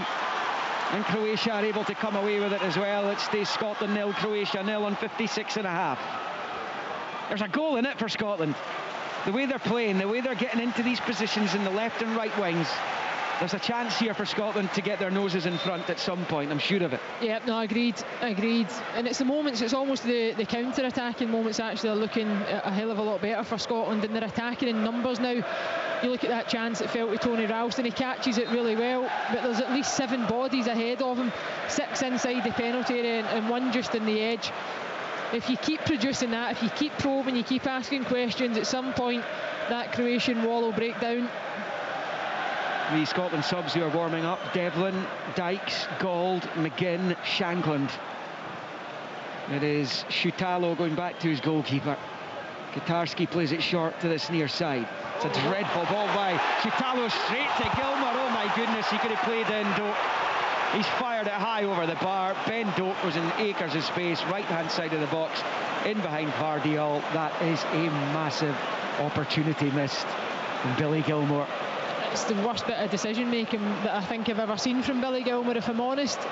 Normally he's so good, and he doesn't look to shoot that often. He would much rather pass, and every occasion I watch him, he wants to make an extra pass. At times when you're telling him to take the shot on, Ben Doak was in acres of space, bearing down on the goalkeeper. He just needed to slip the ball to the right hand side, and I'm convinced that it would have been the opening goal for Scotland. A huge opportunity missed there, Willie. Oh, without doubt, and you know, it just takes you know, a bit of calmness, doesn't it? And Gilmour's usually so calm, isn't he? He's always got the head up. He takes that first touch. He's looking for a pass. He just sees the glory there, doesn't he? He sees that ball hitting that top corner and he goes for it, and it's just an awful attempt for them. It's not even close to the target, but Doak was definitely the pass. Just a little touch and a little pass in front of Doak, and he's right in on top of goal. His two senior goals have both come in Scotland colours, against France and against Poland in the opening game in this group. McKenna plays it to the right of the centre circle for Suter. Played together so regularly for the under-21 side, getting a chance to partner up in the senior team as Ralston picks up over on the far side, turns and rolls it back to Suter.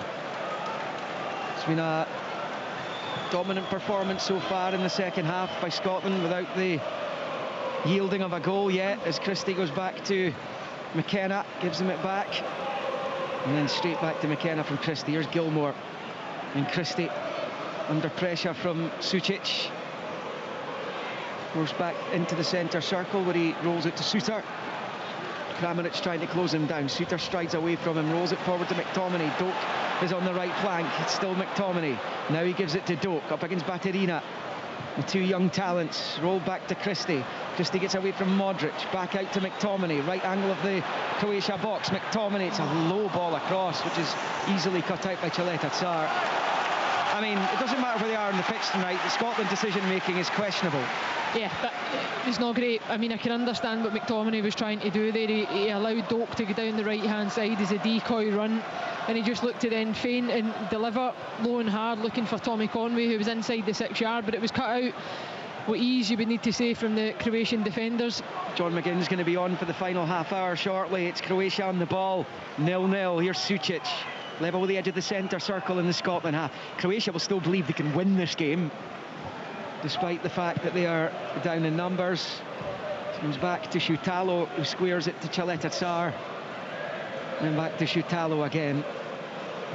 McTominay pressuring him, and then it's turned back to Chaleta Tsar of Lyon to Shutalo. I think Lyndon Dykes is being stripped as well. It's going to be two changes anyway. I think it's just the two at the moment. Croatia are going to bring the veteran Ivan Perisic on in a minute as well, as they ping the ball out wide left. It's Gvardiol infield. Baterina rolls it to Sucic at the edge of the box. Back it comes to Kramaric, left-hand side of the Scotland box. There might be an opportunity here. It's deflected and it whips wide and behind for the corner. There was an opportunity there, and then a couple over on the left. Kramaric was involved, so too Baterina. But it will be another Croatia corner. They forced a few of those despite being down to 10 in the second half. But they work the ball so well, Liam, don't they? You know, right from their own box really to the Scotland box, and in control all the time, and you know, looking so calm about it, defending, obviously making sure that they're trying to frustrate Scotland, run the clock down as well, but when they get the ball they move it particularly well going forward. Ryan Gould's coming on as well, but here comes the corner, which is headed away by McLean. A double change for Croatia. Doak has it, but he's lost it, and it's picked up by Sucic on this near side. Back to the midway point of the Scotland half for Modric. He goes back to Kovacic. Kovacic under no pressure. Turns it left to the centre circle for Baterina. This has been the longest Croatia have been on the ball in possession since the restart. Played out to Kramaric on the far side, and back to Kovacic.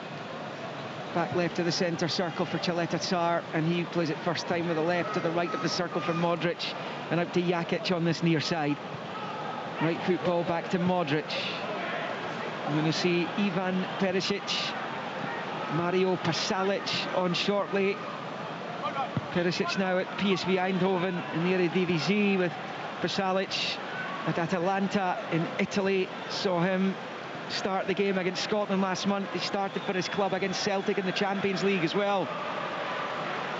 And he comes back here to Kotarski, the goalkeeper. Long ball forward, one there by Suter, but his header was straight to Gvardiol over on that far side.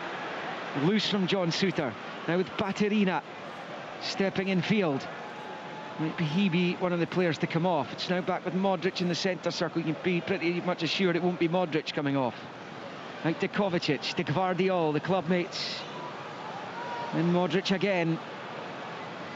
And he rolls it all the way back to Chaleta Tsar. Croatia just taking the sting right out of this game just in the last few minutes. Oh, that's what they should be doing. You know, they're working the ball extremely well, keeping possession, frustrating Scotland. Scotland uncertain whether they should press or whether they should sit back. I think that it's more of a press that's required, isn't it? You know, if the back four can squeeze the midfield up and, you know, get the three up top to actually put more pressure on the ball. And it's Sucic driving down the left-hand side. Doak trying to get back at him, but it's now going to break the way of Gvardiol. He's at the left angle of the Scotland box. Rolling it back the way to Sucic. Out to that left-hand side it comes again. Materina back to Kovacic. Scotland can't get a feel of the ball all of a sudden. Here is Modric. 10 men dictating play right now. Wide left, a chance here for Croatia. It's rolled into the box for Gvardiol, and his effort is cut out there by Suter, and behind for another Croatia corner. It is 0-0 on 64. That's brilliant play from Croatia, taking the sting out of the game, using the ball, making Scotland work. But I'm interested to see the changes that are just about to be rung, the three players that are coming on for Scotland, because that right-hand side for me is a concern. Ralston and Doak is a combination defensively, Willie. But Tony Ralston there as well. You know, the threat actually is out wide, but he's come away in. Scotland's got loads of dark blue jerseys in the middle. It's the wide area that was the problem. He's got to get his head up, he's got to look around, he's got to identify that he can't leave that kind of a space to be exposed. Okay, it's only a corner, but it could have been a lot worse. That could have flashed across the face of the goal. Yeah, very reactive, really slow. The Croatia changes. Sucic coming off, Kramaric coming off, on comes Pasalic, Perisic is on as well. And just wait to see what will happen with the Scotland changes, but they won't be made before this Croatia corner over on that left-hand side, the northeast corner. Croatia attack the Tory Glen end. Modric takes it short, and he gets it back immediately at the left angle of the box. Kovacic with a little back heel, and that will go behind for the goal kick. Scotland will start try and build their way back into it again. It's 0-0 and 65 and a half.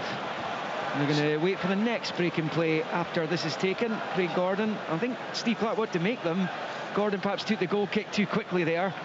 So Scotland play on with the 11 that are out there. Here is Billy Gilmore just leaving it to Ralston. I guess Steve Clarke's going to hope that these fresh legs have the desired effect, because they look like they need an injection of energy. And there's another poor ball. It's McKenna, and it's out for a throw-in on this near side. And here come the changes. Christie will be replaced by Ryan Gauld.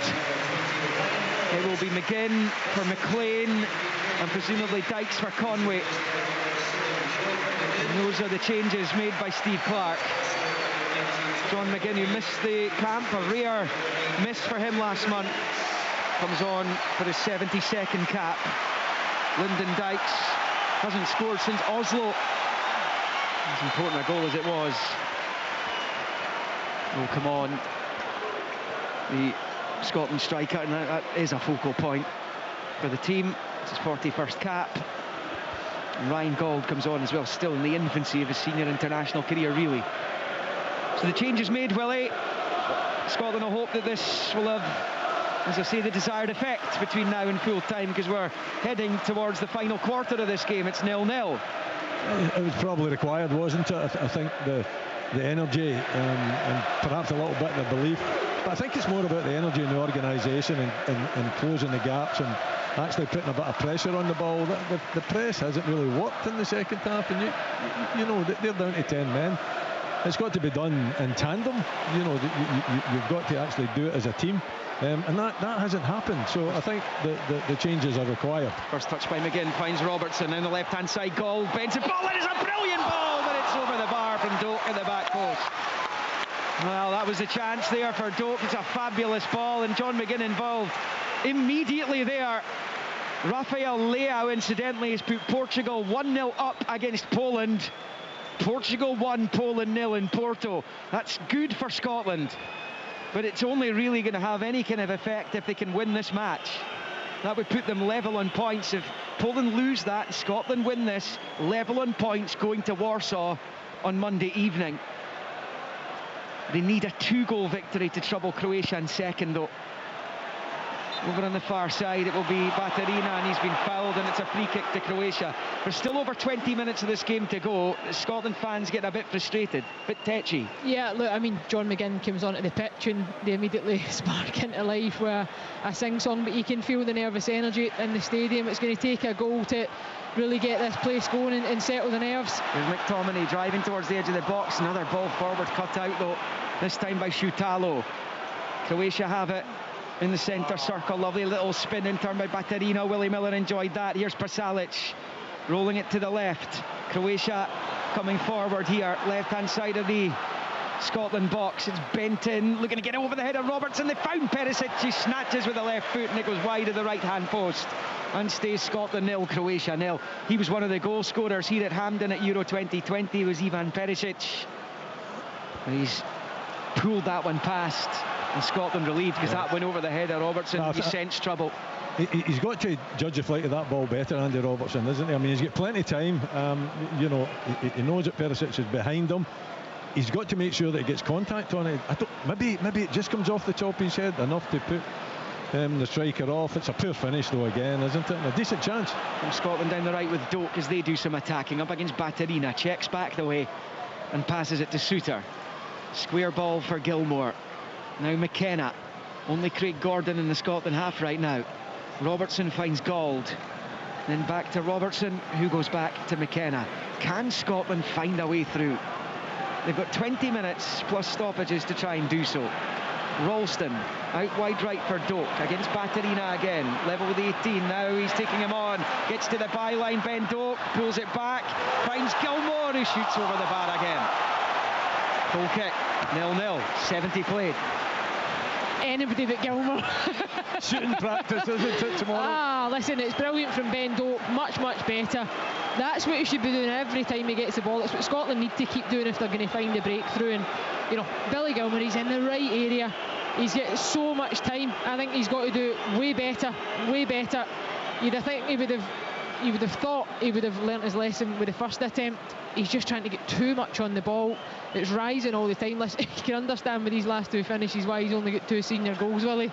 No harm. He's a top footballer. But scoring goals is not his strength. Definitely not. A couple of great opportunities for him, not taken, disappointing. You know, but the chance had been created, so I think that's what you've got to hang on to. Still plenty of time left in this game. Croatia have given it away straight to Ralston down that right hand side to Doak, infield to McTominay, back out to Ralston, and then he decides to go back to Suter. Suter squares it to Billy Gilmore, just outside the centre circle. Square to McKenna. McKenna has it as the rain continues to swirl around Glasgow's south side. Robertson to McKenna, midway inside Croatian territory, out to Robertson, then back to McKenna. And Croatia just sitting back, everyone behind the ball, the game being played in front of them right now, and it's out to that right hand side for Doak again. Doak back to Gilmore. It's hard work this. Suter picks up and finds Billy Gilmore just outside the centre circle. Here's McKenna. McKenna steps forward, rolls it out to Robertson. McGinn trying to make some space down the line, but Robertson has it and goes back to McKenna, and now Gilmore, and he squares it to Suter. Croatia have been playing with 10 men since the latter point of the first half.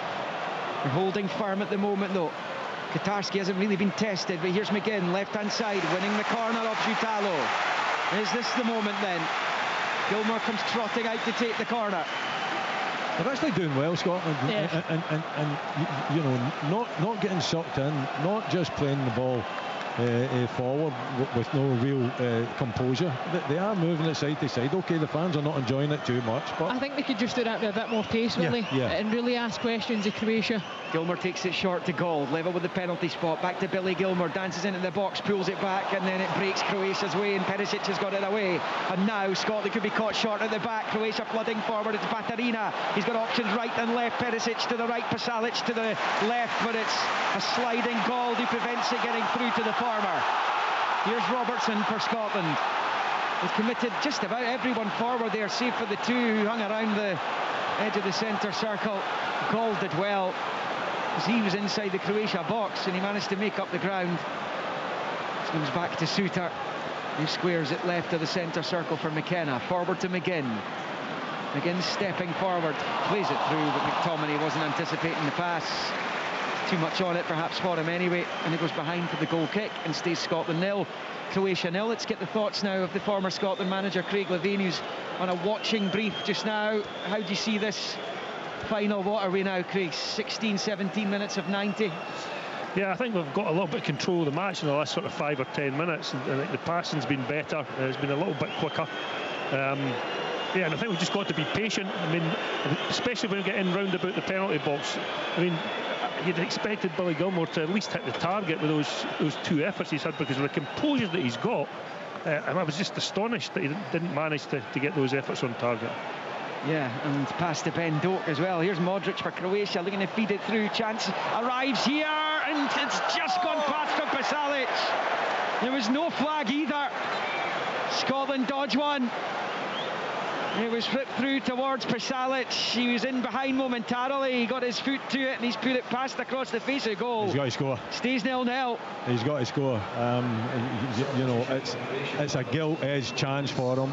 We're caught, you know, ball watching and square. He's drifted into a fantastic little pocket of space, and he's just got to, you know, Craig Gordon comes out, but if he just lifts it over Craig Gordon, he kind of, I don't know, with outside his foot, does he not open up his foot and just try to pass it over the top? Am I not seeing what a striker should do here? He's got to score. He just needs to keep it in target. Yeah, just look at Modric. Modric's magnificent. Just the ball from Modric is a joke. I mean, it's lovely, weighted perfectly. I don't know what Tony Ralston's doing defensively. It sets up lovely. As I say, just side foot, keep it in target. It's a goal.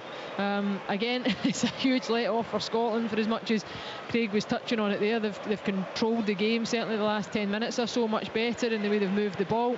So vulnerable, though, in the counter-attack. Offside there against Gold. He was definitely offside there. I mean, we could all see that in the gantry. The fans round about us disagreeing, as you would imagine. Change there for the Croatians. They've taken off Baturina and put on Torino's Nikola Vlasic, who comes on for his 57th cap, another who's played at multiple major tournaments. He's been at 3 of them. Vlasic, teammate of Shea Adams at club level. No Adams in the Scotland squad through injury, of course. Chaleta Tsar picks up and rolls it out to Gvardiol over on the far side. Now he steps across halfway. Doak trying to stick with him, and Doak's done brilliantly to pinch it back. Gvardiol has not enjoyed facing Ben Doak over these 2 matches. Scotland need 2 goals unanswered if pot 1's to become a reality for the World Cup qualifiers. It's slipping away by the second, and even then they would have to win on Monday and hope Croatia lose to Portugal, and they're at home to the Portuguese as well, and split on Monday evening at the same time. Scotland are in Warsaw, so it's still a tall order, but even just get the win, put some pressure on the teams above them in the rankings. Czech Republic need 4 points to be uncatchable from their matches, as McGinn picks up. It's out with Robertson on this left-hand side. Now with McGinn, back to Robertson, whose pass in field is cut out by Perisic. It is 0-0. McGinn on the turn against Modric, and he uses his big backside to hold off Modric, and now it's Gold who stabs it into the box, but it comes right through to Katarski, and it will stay Scotland 0, Croatia 0. Portugal, incidentally, 2-0 up in Poland, a Ronaldo penalty. So the Portuguese doing their bit. Scotland, frustratingly, cannot find a way through 10-man Croatia. 77 on the clock, 0-0. I mean, it's just lacking a real bit of cutting edge. The movement, John McGinn's come on, he looks really lively. He's trying to play in the shoulder at the last midfielder and stretching it onto the defensive line. And there's been a couple of occasions that I feel Andy Robertson can just receive it, open up, left foot down the line, and give John McGinn the opportunity to take the ball. I mean, what he always provides for me is an end product, whether that's a corner, a cross into the box, or he keeps it. We're just not finding him in the pockets of space that he's managing to get himself into. And that last one from Ryan Gauld, just forcing it, looking to try and just force the ball into the area, searching for Lyndon Dykes, and it straight into the hands of the goalkeeper. talking about the Czech Republic. If Scotland can win this, you'd be interested in them. They're away to Albania tomorrow in League B, and here's Ryan Gauld coming forward. He's won the ball back, having lost it. Here's McTominay, he's at the edge of the area, pokes it back out to Robertson. It's a terrible ball by Robertson. It's it straight over on the bar, onto the roof of the net. I mean, a player of his quality has got so much better than that. It's got to be better. It's got to be better than that. You know, I don't know what he's actually thinking about doing there. You know, just get it on your left foot and just drill it across the face of the goal, and you know, anything can then happen. I mean, Gauld did extremely well too. You know, and you just feel as McTominay picks it out and he just leans back, but what is he trying to do? I'm trying to work out in my head. He leans back, it's onto his left foot. It almost goes over the near post. Yeah. When it should really be, you know, either curled or driven across the face of the goal. Šalić, and then Vlasic chasing. He's the number 13 who was closest to getting onto that ball forward, straight through to Gordon, though. Bowls it quickly to Ralston, who fires it out to this near side. Gauld couldn't quite control, though. It was a very, very difficult one for him to deal with in his defence. And he goes out for a Croatia throw-in, and down goes Jakic with cramp. And that'll go down like a lead balloon with the home fans. As you can hear, 11 to play, 0-0. Time's ticking. It's a ball for it that Tony Ralston's tried to play. I mean, it's on. Ryan Gauld is on. There's just too much on it. Gould's completely outstretched with the left foot, trying to bring it down. No way he was going to get there. And it just kills the momentum in the game now. Jakic down, injured. Croatian players are indicating to the bench that he's going to need to come off. Whether that comes to fruition or not, only time will tell. But there's a franticness about Scotland just now in that final ball. They'll understand the need for a goal and what it means in terms of the group and their position within that. But I just feel they can work it a bit better, really. Continually look to try and move it at tempo, side to side, and then get down the sides of them. And it allows the likes of McTominay to arrive, as he's done so well, and more often than not, edge of the box, penalty spot. What the goalkeeper? I still don't think you have to force it. I know Liam was wanting 2 goals, but 1 goal would be a fabulous result for Scotland as well. You know, to turn some of the very good performances and no points, or 1 point, into an actual win here, you know, and get 3 points. And, it would be huge. It would just I think be a little bit more calmer. Don't force it too much. I understand what Ralston's thinking there, but you know, is that really on? I think you keep possession and you try to work it up the park the way Croatia do. Croatia get the ball, they work it up the park rather than going back to front when they get the opportunity, when Scotland aren't putting them under pressure, that is. And I think Scotland's got to do the same thing, and you just feel that you know an opening will come, the chance will come, and you've just got to take it. We've had chances. Billy Gilmour's had 2 great chances, 2 great opportunities. This hasn't fallen. Bruno Fernandes has incidentally made it 3-0 to Portugal. Jakic is on a stretcher now, so he's going to come off. It looks as though Dinamo Zagreb's Marco Piazza is going to come on. He's a striker, so there's going to be a bit of a rejig there. Piazza's got 6 goals and 15 appearances this season. He's from the capital. He was on the bench for all 3 of their games at the European Championship finals in Germany. So Jakic is stretchered off. He's still getting no sympathy from the Scotland fans, despite the fact he's on a stretcher. And he is being helped off right now by the medical team here at Hampden. And on comes Piazza. And it will be a throw into Croatia here, level with the edge of the D of their own box. Well, that was going on. The seconds continue to tumble away from Steve Clarke. And it's gone out of play for a throw-in on this near side for the Croatians. Perisic is over it. It's what he says. I mean, even it's 4-0 Portugal now, by the way. Fernandes has got another one. Portugal 4, Poland 0. Lewandowski-less Poland, of course. Down the right with Vlasic come Croatia, very deep inside Scottish territories. Low ball across straight to Gordon. Bowls it quickly to Gilmour. 82.5 on the clock, plus the stoppages. Scotland have been unable to take advantage of the red card Croatia received just before half-time. A lot of endeavour out there, but a lot of huff and puff as well. The red card came on 44 minutes.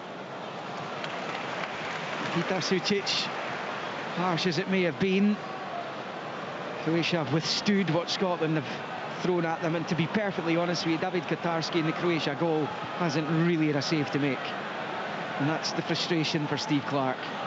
Still time though, and it's Doak up against Guardiola on the right, level with the penalty spot, and then pulls it back the way to Ralston, back to Suter. Suter looks up and squares it to McKenna, now with Gold. It's all too pedestrian though. They're just, Croatia have got those, that bank of 5 and bank of 4, and Scotland can't work a way through it. Ralston, a heavy touch from Ralston, then he panicked to put out to Doak on the far side. Another terrible ball, and it stays Scotland 0, Croatia 0, and Croatia have a throw-in. Under no pressure. No pressure. And see when that starts creeping in as well, you know, at this stage of the game where there isn't the composure. Well, Tom English goes on about it a lot in terms of the minutes and the players, and Grant Hanley being one of them. Tony Ralston is another, and Liam touched on it at the start of the game. The minutes he's played between the international windows is very, very minimal. And from this point in the game and earlier, probably for about 70 minutes, I think he struggles to get through the game physically. That's brilliant play by Kovacic down the left, but the man over on the left-hand side there couldn't keep it in play, and it was out of play for a throw into Scotland. I think mentally as well, you know, when you're not playing, it gets to this stage of the game and the big pitch, the big Hampden pitch too, and then you take the easy, or you think it's an easy option by just playing it out, and your concentration's not there, the physical side of it's not there as well as the mental side. Here's Doak up against Guardiola again, attacking the Croatia box. He's away from him, he's inside the area. His effort saved by Katarski. Finally they test the keeper, and Croatia bundle it out for a throw-in. Vardiol's going to be having Ben Doak related nightmares if Scotland end up winning this game, maybe even without it, because he has terrorised them in both matches. It stays nothing each though. Here comes Scotland again. McGinn, it's another poor ball. Trying to win it back through Robertson. They have done so. It's now with Gilmore midway inside the Croatia half, left to centre, plays it forward to Gold, and now it's with McGinn. Back to McKenna. We're in the final 5 of 90, 0-0. Suter out wide right there for Doak, level with the penalty spot. Little step over against Guardiola, drops the shoulder, pulls it across. Katarski saved. McGinn shoots and scores!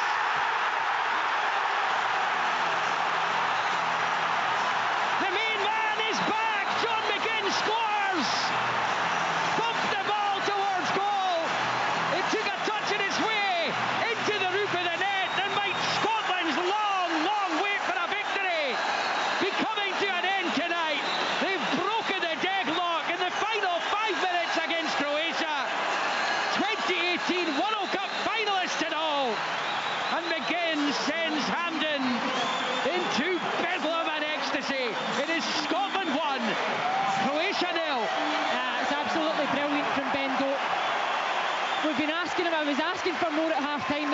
This is what the performance that we wanted to see. Take your player on, 1v1s, get to the byline and deliver, and he puts the ball across. Not the best ball, but Katarski has to save it, he has to make contact in the ball, and you've got a cluster of bodies. John McGinn, he's just hovering right on the edge of the 18. He knows where the ball's going to drop. I'm just looking at the replay. I don't know if Lyndon Dykes is in an offside position, but the game restarted. Who cares, Willie? Here we go. Free kick for a foul there by Dykes and Modric. So Scotland have the lead. 3 of 90 left. Do you stick or twist, Willie? Just try and hold out and win the game now? Or do you look for the second goal? I think you go for the second goal. I think if you have any ambition, you're at home.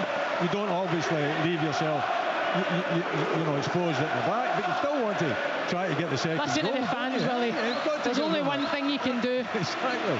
Get the ball to Doak. Hey, it doesn't have to be the best of crosses into the ball. You know, it's one that they're asked to defend. It's one that the goalkeeper parries out, and then you pick up the loose ends from it, as John McGinn does. But we've got nervousness there because Lyndon Dykes was definitely in an offside position, not interfering, obviously. I think he was actually behind the goalkeeper. John McGinn's 19th international goal. 5-0 Portugal, incidentally. Poland taking an absolute doing in Porto. Most of those goals have come late on. Croatia have a free kick, incidentally. Modric will take about midway inside the Scotland half, wide on the right. Into the box it comes. It's blocked by Robertson on the 18-yard line. Work back towards Modric. It looked as though it had been pinched back by Gilmore, and now's a chance for Robertson to play in. McTominay driving forward, trying to get in behind Kovacic. Kovacic reacts brilliantly. Really good defending there by the Manchester City man. And he goes out for a throw into Croatia on the near side. Scotland 1, Croatia 0. We're in the final 2 of 90. And I think the noise tells you what the fans are wanting to see out there, and they're getting it. Okay, you've got to defend, but it's now Croatia that's leaving themselves a little bit exposed at the back. The game's going to open up now simply because of that. Croatia would have taken the point, I think, coming out of Scotland tonight, but they're going to look to try and get that level up. They're going to throw more bodies forward, and that's where Scotland will get their chance. There'll be another chance in this game, no doubt about it. That goal takes John McGinn level with Ali McCoist in the all-time scoring charts. Only 4 have gone beyond 20. They've hit 20 or more. McGinn's one away from that now. Croatia have a throw in, Perisic has it. Croatia now, they're down to 10 men, they're 1-0 down. They know that a 1-0 win a 1-0 win seals top 2 for them tonight. Even if Scotland win this game 1-0, Croatia will be top 2. They won't be topping the group, but top 2's fine, and it's enough to get them into the Nations League quarter-finals. And they would be pot 1 anyway, given their ranking, but they will ensure that they will be in the top 2 with Portugal. Scotland, can they find another moment of magic before the end? I think Dykes is straight offside there. It's headed away by Chaleta Tsar anyway. And over on the far side, it's Piazza. Loses out though, his ball forward, but Gilmore gives it straight to his old teammate Kovacic. Now Piazza has it back. And there's been late heartaches so often recently for Scotland. From Hungary onwards, it seems to be a repeated theme. And it is Modric for Croatia. Scotland are going to bring on Stuart Armstrong in a moment. He was a late addition to the squad. Modric has it right at the end of 90 minutes. We'll find out what the stoppage time is going to be shortly. It is Luka Modric. Rolls it out to this near side for Perisic. There's going to be 5 minutes added. We're into the first of them. Scotland trying to get this clear. They do so through Doak. His ball's going to be picked up by Kovacic over on the left-hand side. Low ball to the edge of the box. Piazza to Gvardiol. Rolls it low into the area. Scotland have numbers. It's passed back to Kovacic. Hits the ball into the box. Behind Perisic though, and now Gordon, who rolls it to goal. You can see Scotland, they know they need another goal in less than 5 to try and threaten what would be a sensational second place finish. Still against the odds, still time. It's now back with Gordon, rolls it short to McKenna.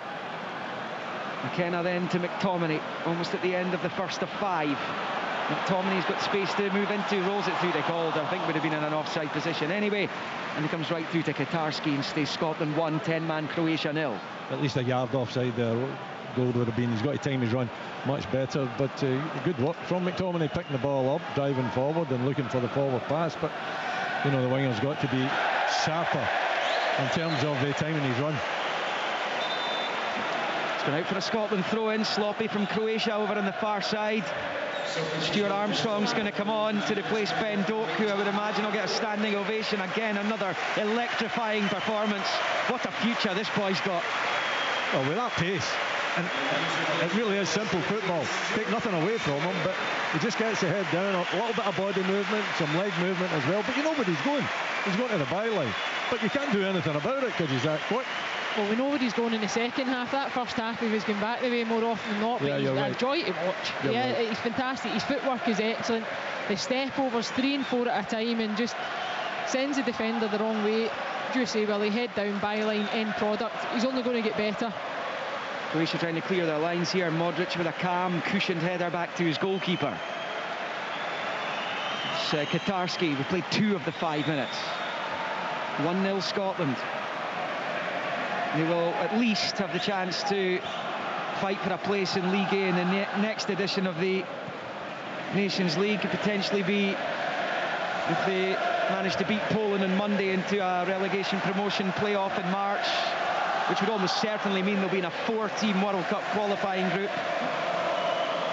That will be all that's left to fight for. And potentially a place in pot 2. That largely depends on results elsewhere, though. As Croatia come forward down the left, the ball's bent in. Oh, it comes off Robertson, but it falls kindly for Gordon, who holds on. It looked as though there was more late heartache for the Scots there. It's in the gloves of Craig Gordon, and it stays 1-0 to the hosts. I think we can bin the hard luck story, you know, that we don't get any luck. I think we've had you know, enough of it tonight, and that one in particular, I don't think Andy Robertson knew too much about it, and Craig Gordon didn't either. He was very fortunate that it just came straight to him as the cross came in from that left-hand side. Yes, indeed, just watching replays of it. Very fortunate. Vardiol wins a throw-in on the far side and bowls it to Modric. Croatia looking for an equaliser here. It's going to be potentially a defeat for them. It's not going to matter really in the grand scheme of things, though, unless Scotland score again. But Croatia have the ball exactly where they want it, deep inside Scottish territory, down that left flank. Pass back to Modric, takes a touch, swings the ball into the box, headed away by Robertson. Gilmour completes the clearance. He's going to go out for a throw-in on the near side, but the seconds are slipping away for Scotland's hopes of finishing top 2 in this group. Perisic bowls it back the way to Shutalo, who finds Chaleta Tsar. Caught in the rock in a hard place here, Scotland. They need a victory, they need a long-awaited win, and they're so close to that now. You don't want to come forward when they're protecting us, and it's Perisic on the right-hand side. Chops back onto the left, gets the cross in, headed up into the air, and then away by McKenna. A bit panicky.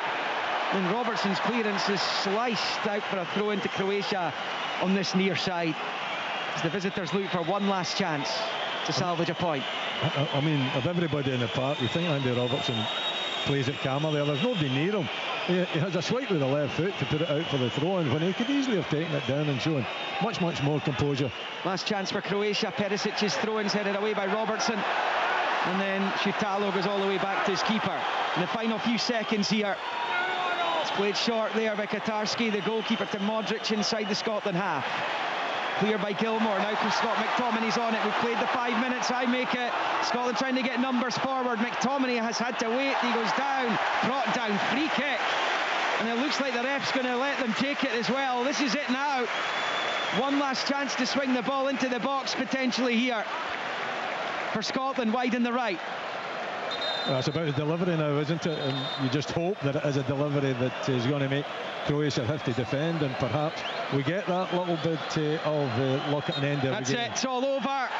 It's a win for Scotland at long last, and a first win in Nations League A, which keeps their hopes of staying at this level for the next edition of the tournament alive.